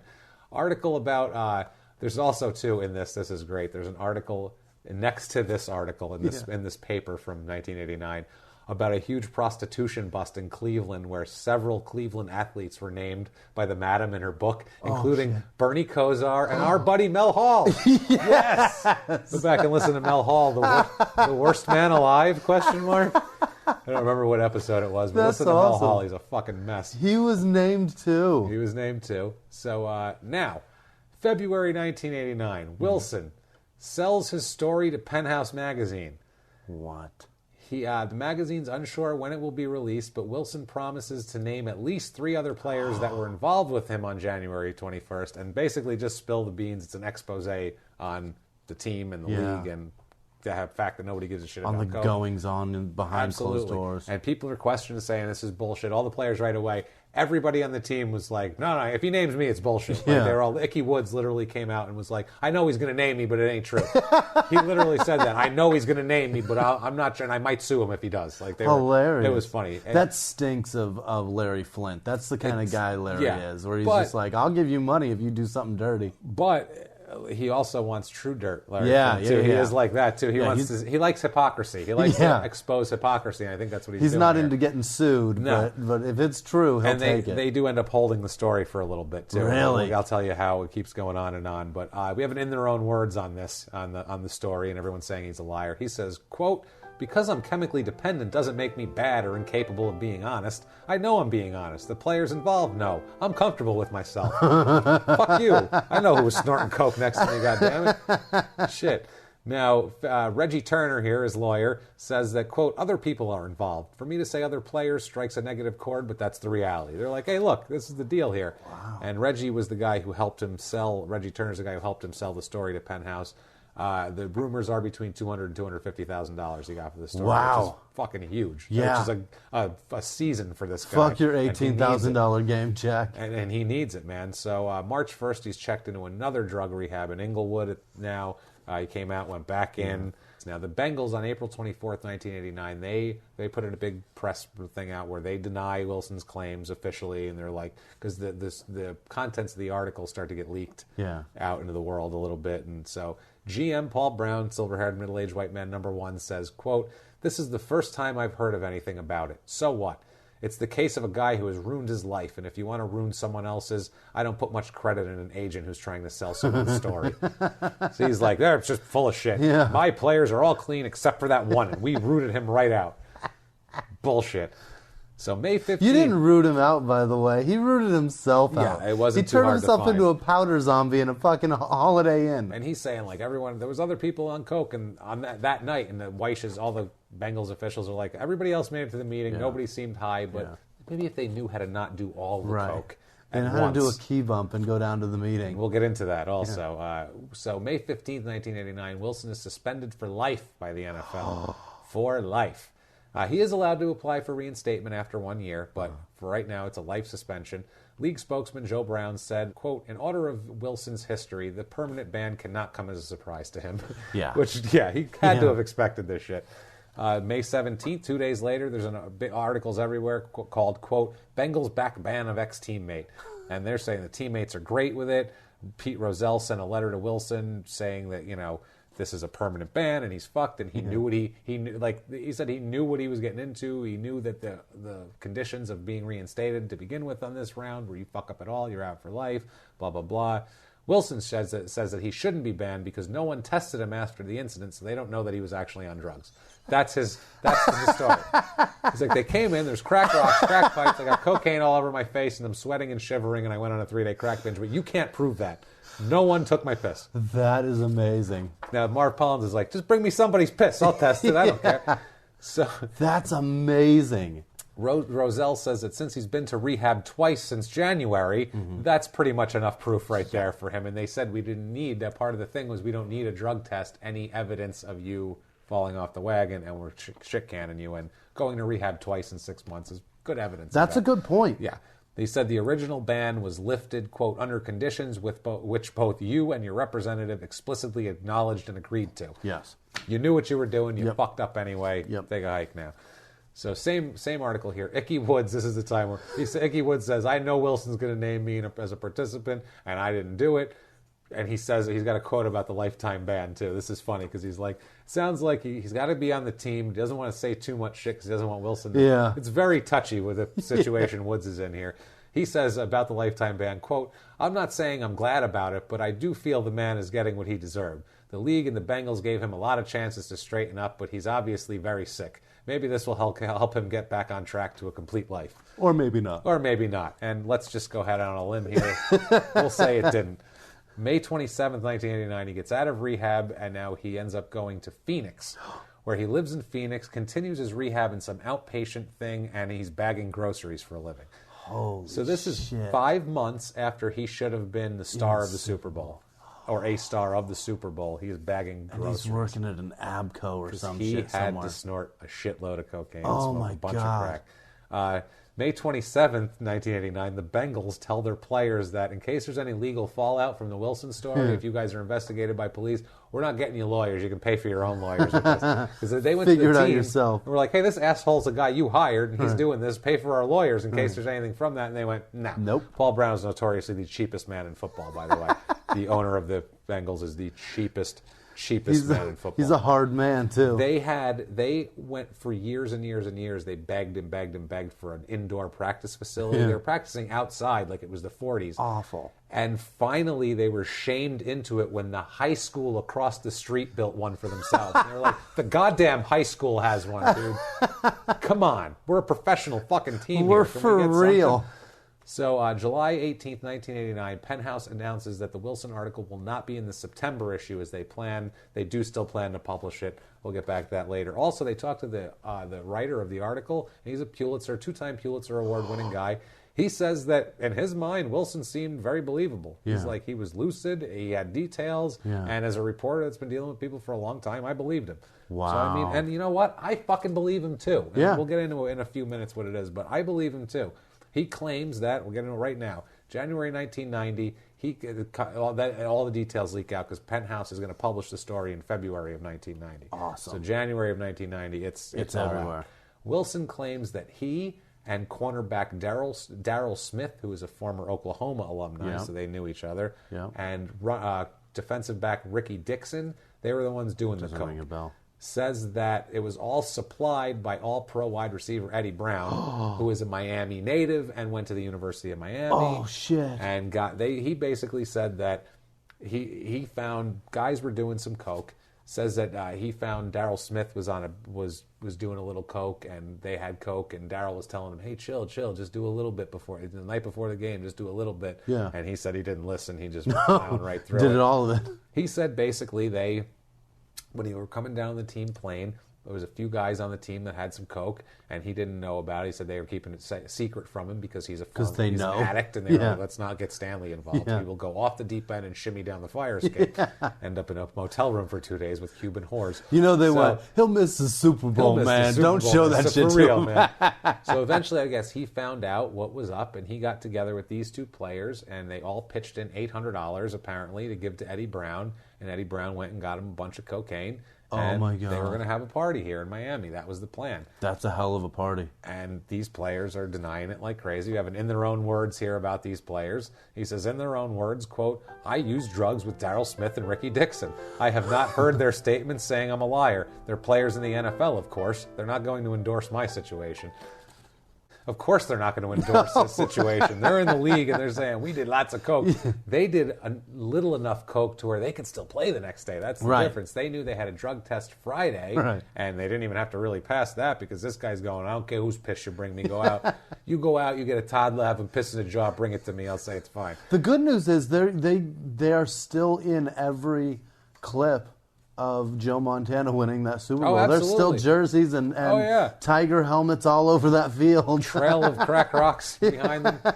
So Tuesday, January 9th, 1990, Wilson holds a press conference in New York. Good things happen when he holds press conferences, right? Yeah. A couple days. I can't wait. So Wilson holds a press conference in New York to talk about Penthouse releasing the contents of the story to the public. He tells everyone he is drug-free. He's doing great.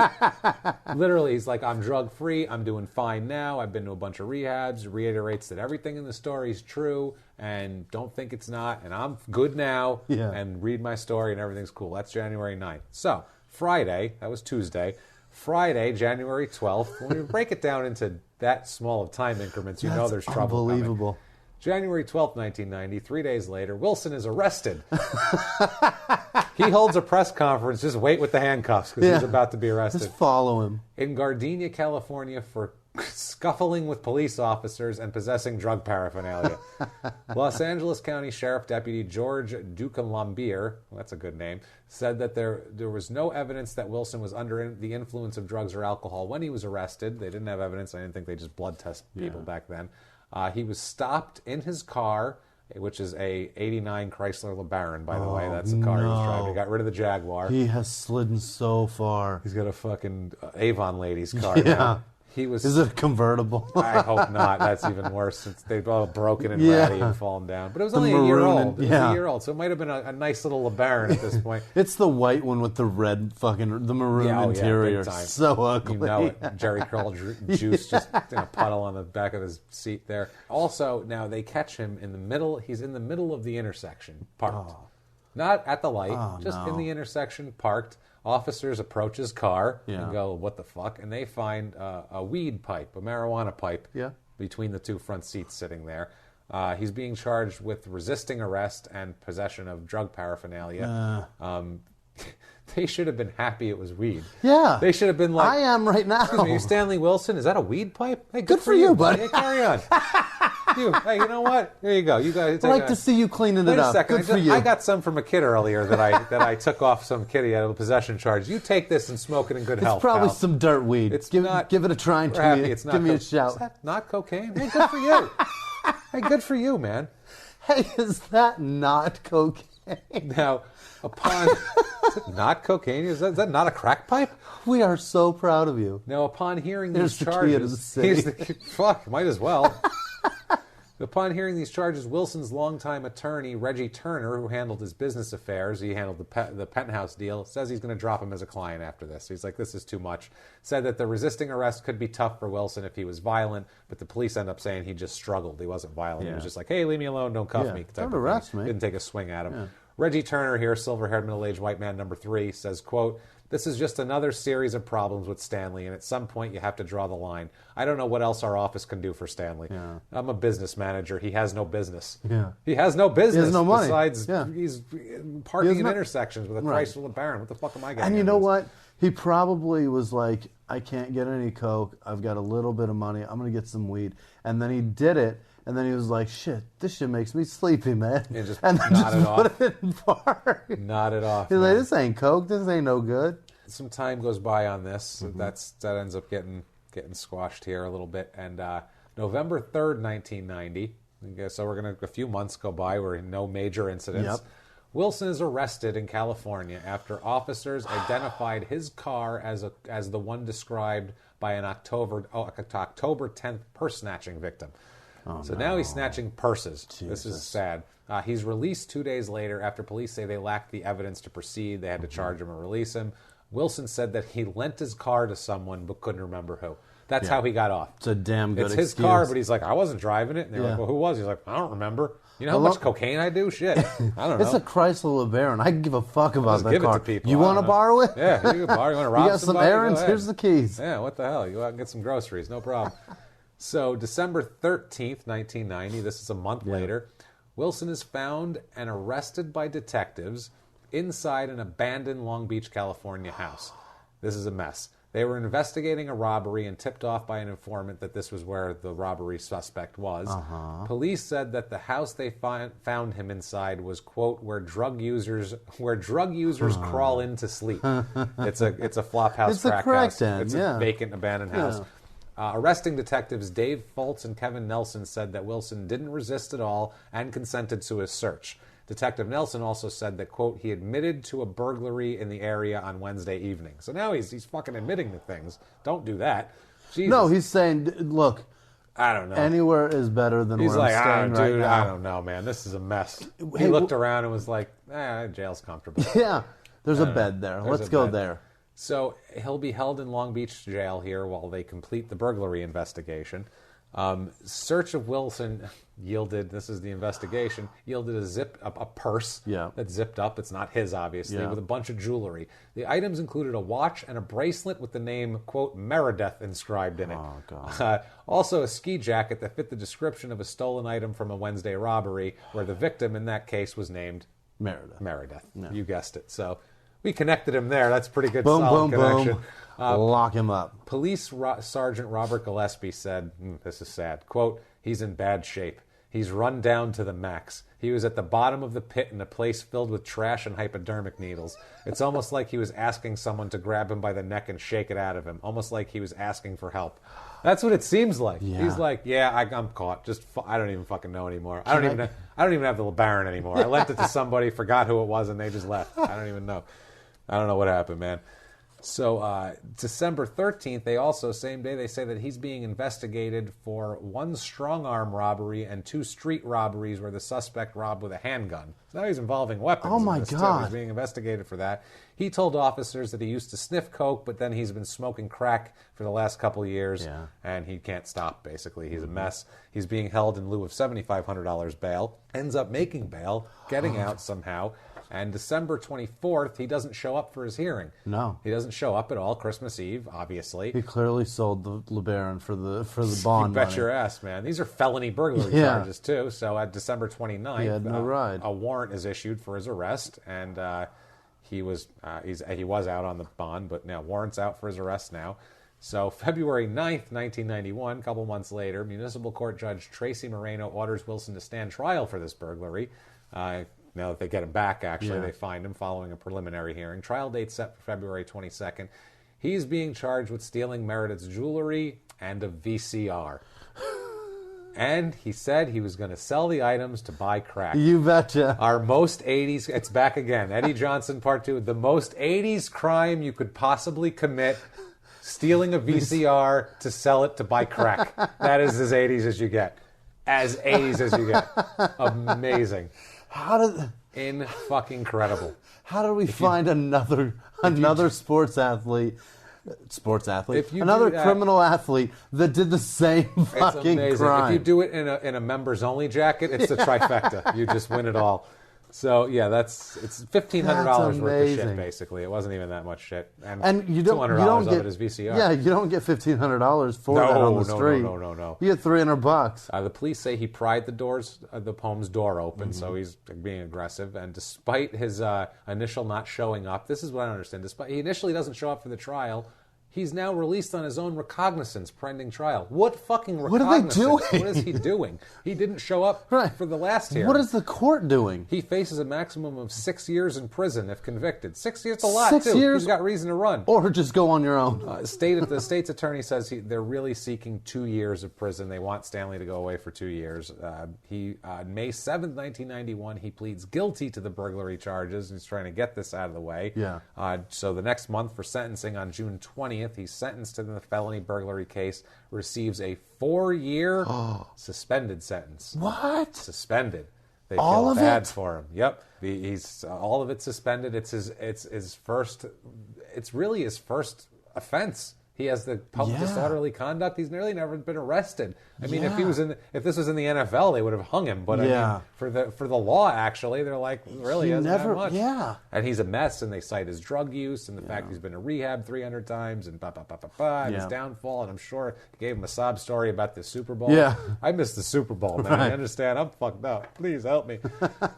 So the early 90s, he would call James Kidney there, his lawyer that he gave the jersey to try to get work maybe in the Canadian Football League, because as we've seen from previous episodes, criminals, they'll take murderers up there. They don't give a shit. Or this is the best, with the Canadian Football League, or quote, maybe with the Raiders, which I think is great. They're like, I don't know, if Canada won't take me, maybe the Raiders? I don't know. Who knows? That's the island I'll fit of in with those criminals. Yeah, they'll take anybody. Shit. So, amazing. And Kidney said that he never asked him for any money. Wilson never asked for any money, even though that Kidney knew Wilson was broke, and that he knows he's broke because the last money he made in '88, his '88 playoff game checks, went to pay off debts. So he's like, he's had no money outside of that Penthouse article, and this was like, that was gone fast. He's a crackhead. He was a baron. He's a fucking mess. So 1994-ish through about 98-ish, he's working construction. So it's just so sad. It's tough, man. It's tough for him. Life is getting hard for him. and it's hard through this whole thing until it's about to get a little bit harder. Because January 24th, 1998, Wilson robs a house in Beverly Hills. Oh, no. This is a big one here. This is a different kind of thing. This is the man whose home it was, he was in rehab with a while back. And the man was nice to him, and the man had hired him to do some landscaping work for him the year before. Him where he lived. So he'd been to the house. This was like a year before. So he comes back a year later, and he stole $130,000 worth of shit. Oh, my God. This wasn't like a little... He didn't walk in and steal a bracelet named with Meredith on it and walk out. He stole camera equipment, video equipment, expensive jewelry. This is a very expensive Beverly Hills home, too. It's a really nice Beverly Hills home.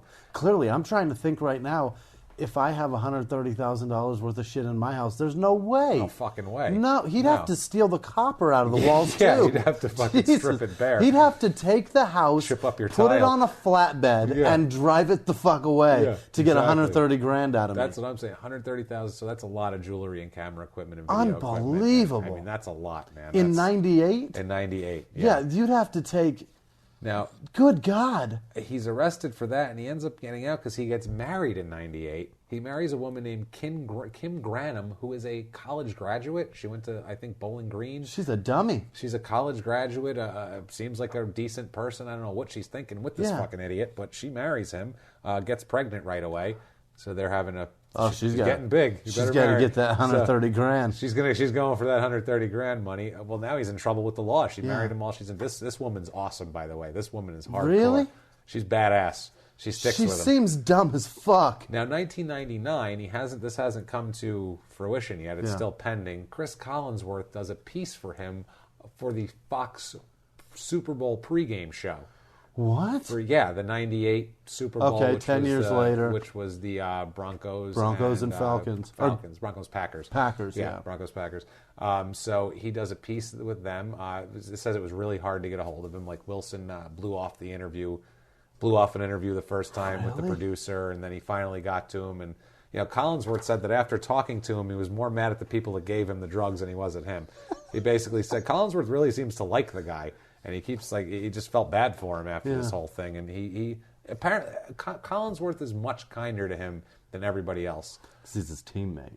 No, even of all his old teammates, most of them are like, hey, fuck that guy. Really? A lot of them now are like, hey, we know that, because now we know a little bit more about drug addiction and shit like that. But Collinsworth really, he went out and he forced this piece because he wanted to talk about Stanley Wilson. Well, here's the thing too about wanted to know where he was. When they do the team camaraderie, the defense hangs out with the defense. Yes. The offensive line hangs out with the offensive line. It's very rare that So the quarterback, the wide receivers, the running backs, those guys are always together. So Collinsworth probably bonded with him pretty heavily. Well, plus he said he was our bully. He brought an edge. Collinsworth he's our goon. Collinsworth did not look like a football player. No. He was a skinny, looked very much like you could break him if you hit him. He still does. Yeah, so he was probably the goon that went and protected Chris Collinsworth. Yeah. Like, hey, you take a cheap shot at Collinsworth, I'm going to be blocking you on the next play type of thing. And I'm fueled up on coke, motherfucker. I am coke fueled. So now at this point, during the piece, they talk about his wife. They talk about his 7-month pregnant wife on the piece. And it's a redemption piece type of thing. Now, meanwhile, he's still got all his shit hanging over. And they talk about he was arrested last year and he's still pending. So... they're like, who knows? But it's a fluff piece on Wilson. And now, but Chris puts all of it on the table. He does. And now, 1999, they talk to James Kidney, our Jersey receiving friend, and he said he received a Christmas card from Wilson last year. Oh, that's sweet. He said, quote, real religious. Oh, shit. He is way God. Oh. He is way into God now, boy, and for the rest of his days here. Wilson wrote in the card, quote, God is on my side, God is in your spirit. Ugh. Which does not say Merry Christmas at all. Sounds threatening. That doesn't say Merry Christmas at all. I don't hear yay, be festive at that point. So now March 20th, 1999, he is convicted of the felony burglary here again. Now we go to sentencing. He's convicted of it, and this is rough. Prosecutors are trying to get him sentenced under the 3 strikes law because he has 2 burglary. Those were 2 burglaries in the last case he pleaded guilty to. Now, in this case, we have a statement from Wilson that is just describing, it's a siren call to all the silver-haired middle-aged white men out there. And he describes them exactly. Puts the silver-haired white man lamp in the sky. And this is it right here, guys. In their own words, quote, "All my life there was someone taking care of me. An agent was paying my bills, or my parents. Someone was always covering me more than they should have." Yeah. Yes, exactly. Yeah, no doubt. That's his life. It's good that he got... Kidney was right back in the day there. So Superior Court Judge Frank L. Johnson eliminates one of the strikes because he said they were both under the same thing. Okay. And also, too, I think he feels for Wilson here a little bit because he said he cites Wilson's addiction and mental problems because during this whole trial it came out that he was diagnosed bipolar by the court state psychiatrist. So they're saying he's self-medicated. Saying he's a mess, basically. He's bipolar. He's got a horrible addiction problem. Yeah. You know, life in prison isn't what we need for this guy. He's a disaster. And they're not wrong because they say that our prison system is overcrowded with nonviolent repeat offenders. And he's generally... And that's what he is. He's nonviolent. I mean, granted, Stanley's out robbing people, but he's not robbing... None of these sound like he hurt anybody. Beating people or raping people. Or he's just like, give me the fucking money. Johnsoning anything. Because I need to get high. I need crack. Don't you understand? So his lawyer, Give me a VCR. H. Clay Jackie, his lawyer, which sounds very silver-haired, cited his bipolar disorder, his mental problems. He called Wilson, quote, a very good man with a very big mental problem. No doubt. No shit. More than a dozen family and friends came to the sentencing to support Wilson, to show support, show they had people. That's important in sentencing. The lawyers always tell them a judge will give leniency based on if you have people there that are supporting you, because that's when you get out, you're going to have a support system. You'll be more likely to be successful. Yeah. So they do that. So it's a good thing, actually. I don't know if they made signs saying "Go Steamer" or not for court. I'm not sure. Not positive about that. I can't. That would be awesome. I can't. Somebody holding up a fucking vacuum, a whole Stanley Steamer. Confirm nor deny that. So including one of his friends here and family friend is the Reverend William T. Irvin. Oh, he sounds like a black reverend. Doesn't he? He says, quote, Wilson has good character. He comes from a family of good character. If he's given another chance at this point, he can run for the goal line. What? No. The fuck does that even mean? He can run for the goal line. No, he can't. Make metaphors in here. What a fucking idiot. So Wilson, in his final plea to the judge here, says, before sentencing, says, in their own words, quote, when I left prison the first time, I truly believed I wasn't ever going to do it anymore. I believed it in my heart. I've always been against all the things that I've been charged with. It's so strange. The person sitting here is not the person who did these things. All I'm asking you to do is what you have the power to do. He's like, give me a break, please. Yeah. I'm a mess. I swear I'm good now. I swear I'm good now. So during this now, while this is happening, they said Wilson sobbed pretty much for the entire hearing. And finally, Judge Frank Johnson gives sentencing, and he does not give him the 3 strikes thing, but he gives him the maximum 22 years. Whoa. You, sir, may fuck off. No doubt. Holy shit, 22 years. 22 years. He's like, you're a disaster to society in general, and we need to get rid of you. Wow, and I kind of feel bad. Because, I mean, think about it. I feel bad for him. He's got a kid. He's got a new wife. He's got a new baby that just was born. I feel bad for him because he's a fucking cokehead. And he's, you know what I mean? He's a cokehead. He's not an Eddie Johnson violent cokehead. He's in an abandoned house. I mean, he did steal some jewelry, and they think he purse snatched somebody or something. And it's sad. It's so sad. I feel bad for all these people, Jimmy. Oh, no. I feel so bad, but not nearly, God damn it, not nearly as bad as I feel for Stanley Wilson, who has his own company called Stanley Wilson Day Tours in rural India. Oh, Jesus. Or Stanley Wilson, Ph.D., a psychologist with over 30 years' experience in the Everett, Washington area. Wow. Or Stanley Wilson, a singer. He's an American-born tenor with a CD called, quote, Art Songs of the British Romantics.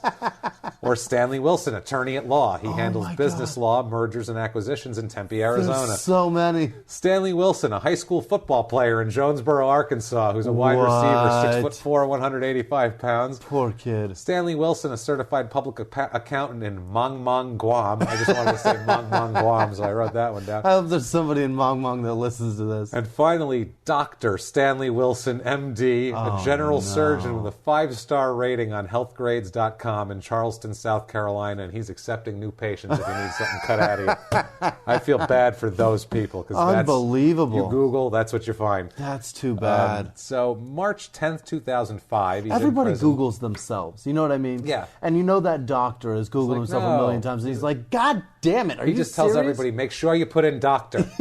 Make sure you put MD, doctor, PhD. Stanley Wilson. Right. You put everything, put surgeon after it. Just don't put Stanley Wilson. I did not smoke crack before the Super Bowl. I've never been in the Super Bowl. And he looked like a little old gray curly-haired man. He's never been in the Super Bowl. March 10th, 2005, there's a fluff piece about how Wilson Jr., remember Wilson Jr.? Yeah. Wilson Jr. has been playing college football at Stanford through the early 2000s. And he got into an Ivy League school. He's ready to enter the NFL draft in 2005. He's a cornerback and a nasty one at Stanford. So it's a big thing. This is during the combine before the draft. They go and do a story with him about how his father's a fucking disaster. Yeah. And has he going to follow in his footsteps, be one, right? Yeah. So they ask him, and the whole piece is about how Wilson Jr. still respects his father. Yeah. And his quote is, quote, "He's still my father, still the man I've always listened to and loved, and I've never tried to run away from the name. Some people, they don't know their father they don't have their father anymore, because they passed on. I'm lucky, my father's still alive." Even in his current circumstances, well, he's still here. That's how he said, he's still alive anyway. I got that. He's saying a lot of truthful shit. He's saying some shit. It's a bit misguided, but he's not wrong. So 2005, Stanley Wilson Jr., or the second as he puts it, is taken by the Detroit Lions in the third round of the draft. Wow. 72 overall. You're making the goddamn team. What year? In 2005. Wow. You are making the squad if you get drafted in the third round, more than likely. Now, the only thing is, 2 picks after that, they could have had Justin Tuck, the really good Giants defensive lineman for years, and also Darren Sproles in the 4th, who's still a productive running back. He is kicking ass this year, too. And he's a tiny little shit who's been playing for 12 years He's so now. fast. He's so nasty. They could have had him, but instead they got Stanley. Whoops. So, let's get back to Stanley Sr. Yeah. He has his NFL career. He plays for, I think, 4 years and washes out. Yeah. Stanley Jr., he's out by 2009. January 2016, this year, Stanley Wilson Sr. is released from prison. Early. After serving 17 years of his 22-year sentence. His wife, Kim, stayed with him the whole fucking time. She married him less than a year before he went to jail. So it's not like they were together for 20 years and she said, he's my man. She fucking stayed with him, man. Wow. That's a... I don't know what her deal is. That's a ride or die. That's what she is. She suffered her life, but wow. Yeah. Here's the thing, though. In just being a married man, women get, and men, if you neglect your significant other, they will, I have needs, and then they stray. He has been away for so long. 17 years. What has she done for 17 years in that bedroom? Yeah, he went away. His child was a baby. Yeah. He comes back, they're ready to graduate high school. That's unbelievable. Insane. She watched the whole childhood through prison. How wild is that? So he's doing well now. Yeah. There's articles about how he got to, see, family members and he did well and he's whatever, but he's not doing too much in the press. He did a little interview that was just a little ha-ha, hee-hee, I'm doing fine, whatever. Now, June 22nd, 2016. What? This is now. Just a few months ago. Stanley Wilson Jr., because he's a junior who played sports, is found in the backyard of an 80-year-old couple in Portland, Oregon, naked and shot in the stomach. What? Naked with a gunshot wound in his stomach. How did that happen? In the Council Crest neighborhood of Portland. He's alive and sitting in a fountain in the backyard. Just bleeding naked, out. Bleeding out. It's less than a mile away from his rental home that he has in the area. Yeah. This was not the first incident he had that day. Apparently, that was the end of the day. The first incident... That's a hell of a day. This is a day. Listen to this. The first incident in this hell of a day came when he still had clothes on at this point. He was not naked. He approached a home and entered through the garage. This woman had just come home from somewhere, and I guess they'd stained some patio furniture. They had some stain on it, so they opened the garage door to let it air out. Sure. So he sticks his head, you know how there's a garage and then there's a door to the house inside in the garage that you go into. He apparently went in the garage and then stuck his head inside the door to the house and just peeked in the door, and the lady was standing there like, hey, how's it going? Like, she's like, who are you? Hey, weirdo, what are you doing? And this is the best conversation I've ever heard in my life. The woman sees him standing there. He says to her, quote, "Do you need anything?" Just poked his head in the garage, said, "Do you need anything?" She said, "No, what are you doing in my garage?" He said, "Isn't this where I'm supposed to be?" And she said, "No." And he just said, "Oh," and left. The oddest conversation ever. That's the words of a man that's about to do some shit that's illegal. She said he seemed very surprised by the fact that he was in the wrong place and left quietly. Here's what you do in that situation. You open the door, hoping that nobody's in there, and when you see someone, you go, "Hey, I just want to let you know you left your garage door open. I didn't know if you noticed it or not." He said, "Do you need anything?" "I don't know you. Why would I need something? What are you talking about?" "Hey, I'm here for that thing that you What are you, the neighborhood? You're making a list of... You going out on a sandwich run? What are you doing? What are you asking? "I'd like a pastrami on rye, please, if I do need something." "Yes, I'd like a roast beef sandwich." Are you here for the cuckold? What are you here for? What are you doing? Here? Is the orgy today? I thought I scheduled that for tomorrow. So she said, seemed surprised, left quietly, and she noted that he was very polite and nicely dressed. But she got that dressed part down, though. But she thought it was odd that he wasn't wearing any shoes. So he had lost his shoes at this point, but he's still nicely dressed. He's undressing slowly. She said, quote, he was nicely dressed. He was a nice-looking, polite person who was trying to break into my home. But she called police after she said that he was just standing in the front yard, shoeless, looking confused. So she called the police and was like, "Okay. There's a man here that believes he belongs here."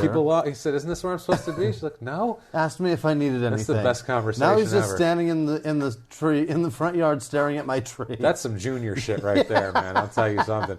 So, that's junior behavior. Turns out, by the time the cops got to her house, he was already gone. By the time he had been shot, it turns out he had broken into or trespassed on at least 2 other houses in the area before arriving at the residence of 78-year-old Robert McCall, who was like his dad started a bunch of chemical companies in Portland in the 50s. So he's naked in the yard. Is he playing strip robbery? Like every house he breaks? Oh, that's the shirt. I couldn't get in. That's my pants. Every time he can't get into the home, he loses a item of clothing. Couldn't get in this one, lose the shoes. Somewhere on the other side of town, there's another robber with like his shirt on and just his boxers. Just a half shirt. Prying open the door. So some dude standing there with a Coke dick and a tank top. And this is in the afternoon.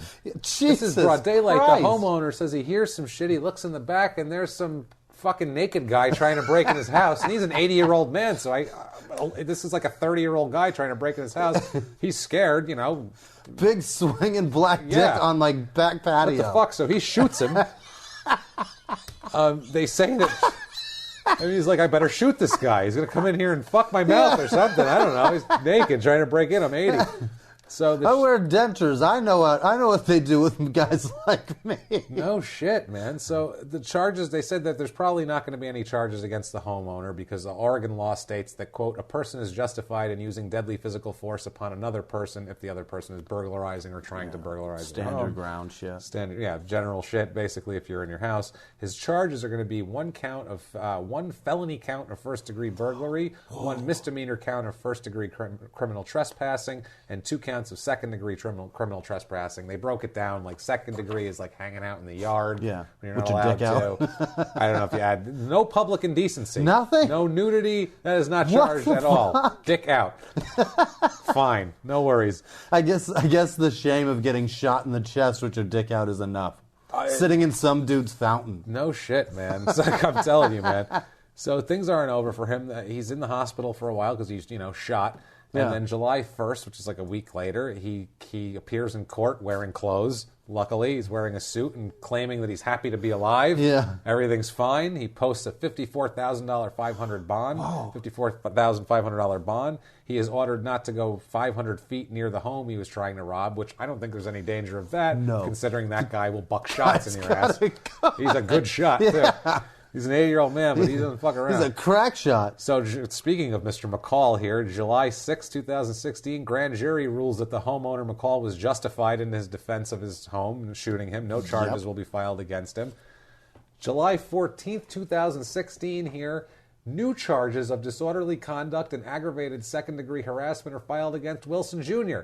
against poor Wilson Jr. now. This Jr. it's a curse, man. What is he doing? It's said that he spit on a law enforcement officer and engaged in, quote, fighting and violent, tumultuous, and threatening behavior. He's an idiot. Toward a law officer. And so that's all pending now still. Jesus. If you really want to have Stanley Wilson Sr. in your house, you can go on eBay, get a nice 8x10 pic of him with the ball running, about to take off through the line for $3.50. So, guys, wow. I recommend you go out and you get Stanley Wilson and send that shit to my house. Send it to Jimmy. I want that. Yeah, we want Stanley. Hell yes. We want Stanley Wilson right next to the cricket bat. Yes. In the Crime and Sports studio. I want Stanley Wilson, or I'll settle for his son's draft poster. I don't care. I will take either of them. Those two. Amazing. This is the best story yet. This one was so fun. Yeah, that's where we are now. He's out for now. He's got a 17-year-old kid. His son is now in the same cycle he's in, and his son sounds like there might be some mental illness and or drug problem. Yeah. Because you're not that clueless. I have to think, like, to pop your head in the door, and, that might have been like if he was robbing houses, he might have been doing that. Right. Going, hey, sorry, but the fact that then he was naked. That's bizarre. And everybody said he was wandering, like he didn't go to the house and leave, like, oh, okay, sorry. Yeah. Like if you were trying to rob a place and you saw the person was there and they caught you and you were like, oh, I'm sorry. And they saw my face. You'd walk away and be like, I'm sorry, be waving as you leave. Hey, bye, see you later. Sorry about that. I'll get your paper here. Something. And not just stand in the front yard and stare at a tree. Right. You know what I mean? With no shoes on. And looking at the bird feeder. Wonder what that is. Unreal. So yeah, that naked in a fountain they found him. Bleeding out, naked in a fountain. Awesome. What an odd end to that story. So I mean, it's a cycle. It never ends. I had to do another Wilson. I had to do another Senior Junior. It was just one of those things. But that is the Stanley Wilson Junior and Senior. I'm glad we did. And wow, is he a fucking blast? So good. You have a press conference. You are going to be arrested within 72 hours. Period. Every time. Every single without fail. Time. Without fail. Guys, also too, we're going to do some shout outs here in a second. Just a few because we're recording early this week, so we don't really have all the shout outs that we will have. We will get back to you on the next episode. We'll get all the rest of the shout outs. We'll do quick ones this week. Patty Wooten, Jimmy Taylor. The cool thing about what's going on right now with our podcast is that the people that interact with us on Twitter are interacting with each other too. I love that. I'm noticing I love that they're and becoming it's friends. So That's the awesome. Best. Yeah, we're building a little community. It's incredible. I really dig it. At Burst Extinction, I don't even know what their real name is, and Alex Smith. You guys, thank you guys so much. And Vasconi, that guy's and Alex awesome Hedges too has been posting Alex a lot Hedges. We love Alex Hedges, and we know you're not a girl, Alex Hedges. We know you're a guy. And Marius Johnson is a guy. Sorry about that. Marius is a dude. Alex and Marius are both guys. Right. Sorry about that, guys. Patty Wooten and the other guy that makes... What's the guy's name that... Fuck. And also, Python Cricket's been shouting us out a lot. Go to pythoncricket.com for the finest in cricket bats and for all your cricket needs. It's beautiful. We have a bat. They send it to us, and it is lovely. And if I ever play cricket, I will use the fuck out of it. Or if I ever have to beat a former NFL player who's naked and trying to break into my home. I don't have a gun. I have a cricket bat. That's it. And I'll whoop him. Me and Frankie, the Crime and Sports Dog, will be all over it. If you want to get some shout-outs from us or whatever, iTunes Jason reviews. Fuller. That's the guy that makes a ton of memes. Too. He rules. You can get a hold of us at Crime and Sports on Twitter, Facebook.com/Crime and Sports, crimeandsports@gmail.com. If you want to drop us a line, an email, send it. Jimmy, you want to give them your social media? At Wisman Sucks on Twitter, Instagram, and that old Snapchat, WHISMAN Sucks. And I am at Jimmy P is Funny. Guys, please, best thing you can do for us, iTunes reviews. Yeah. Get on there. Like I said, if you're a new listener or an old listener who just hasn't done it yet, please, takes a few minutes. It's not a big deal. It takes 30 seconds. Give us 5 stars. Tell them you're following instructions. Help spread this thing because we're trying to tell 6 friends, damn it. Tell 60 friends. If you don't have 60 friends, I don't have 60 friends. So tell as many friends as you have. Yeah. Tell every ex-NFL player you know who's in prison for cocaine. They can probably get podcasts in there. I don't know, but they'll want to hear about this. But thank you guys so much. Spread it. It's all you guys. We tried our best. We don't know anybody else to tell. So anybody, all the new listeners we get is because of you guys. Yeah. Spreading it. It's the Crime and Sports movement, and we love you guys so much. Join us next week for a wild, wild episode. We have another pile of batshit with us again. If you like Crime and Sports, you can listen early and ad-free now by joining Wondery Plus in the Wondery app or on Apple Podcasts. Prime members can listen early and ad-free on Amazon Music. Before you go, tell us about yourself by filling out a short survey at Wondery.com/survey. Everyone out there should listen to Small Town Murder. You really should, mainly because you never know who's next door. And that's the point of this show, really. You never know who is next door. You never know what's going to happen on Small Town Murder. That's what makes it so wonderful. The only thing you do know is that people are going to die, and we're probably going to make jokes about it. That's it. That's all we can promise you. We dig into these towns. We see what makes them tick, from local legends to scandals they may have had. And, of course, the biggest scandals of all, horrible murders that take place there. And we put our, what I feel is a completely appropriate comedic spin on the whole thing. And you know you need a laugh right now. So get in there, listen to Small Town Murder. Follow Small Town Murder on the Wondery app or wherever you get your podcasts. You can listen to Small Town Murder early and ad-free right now on Wondery Plus.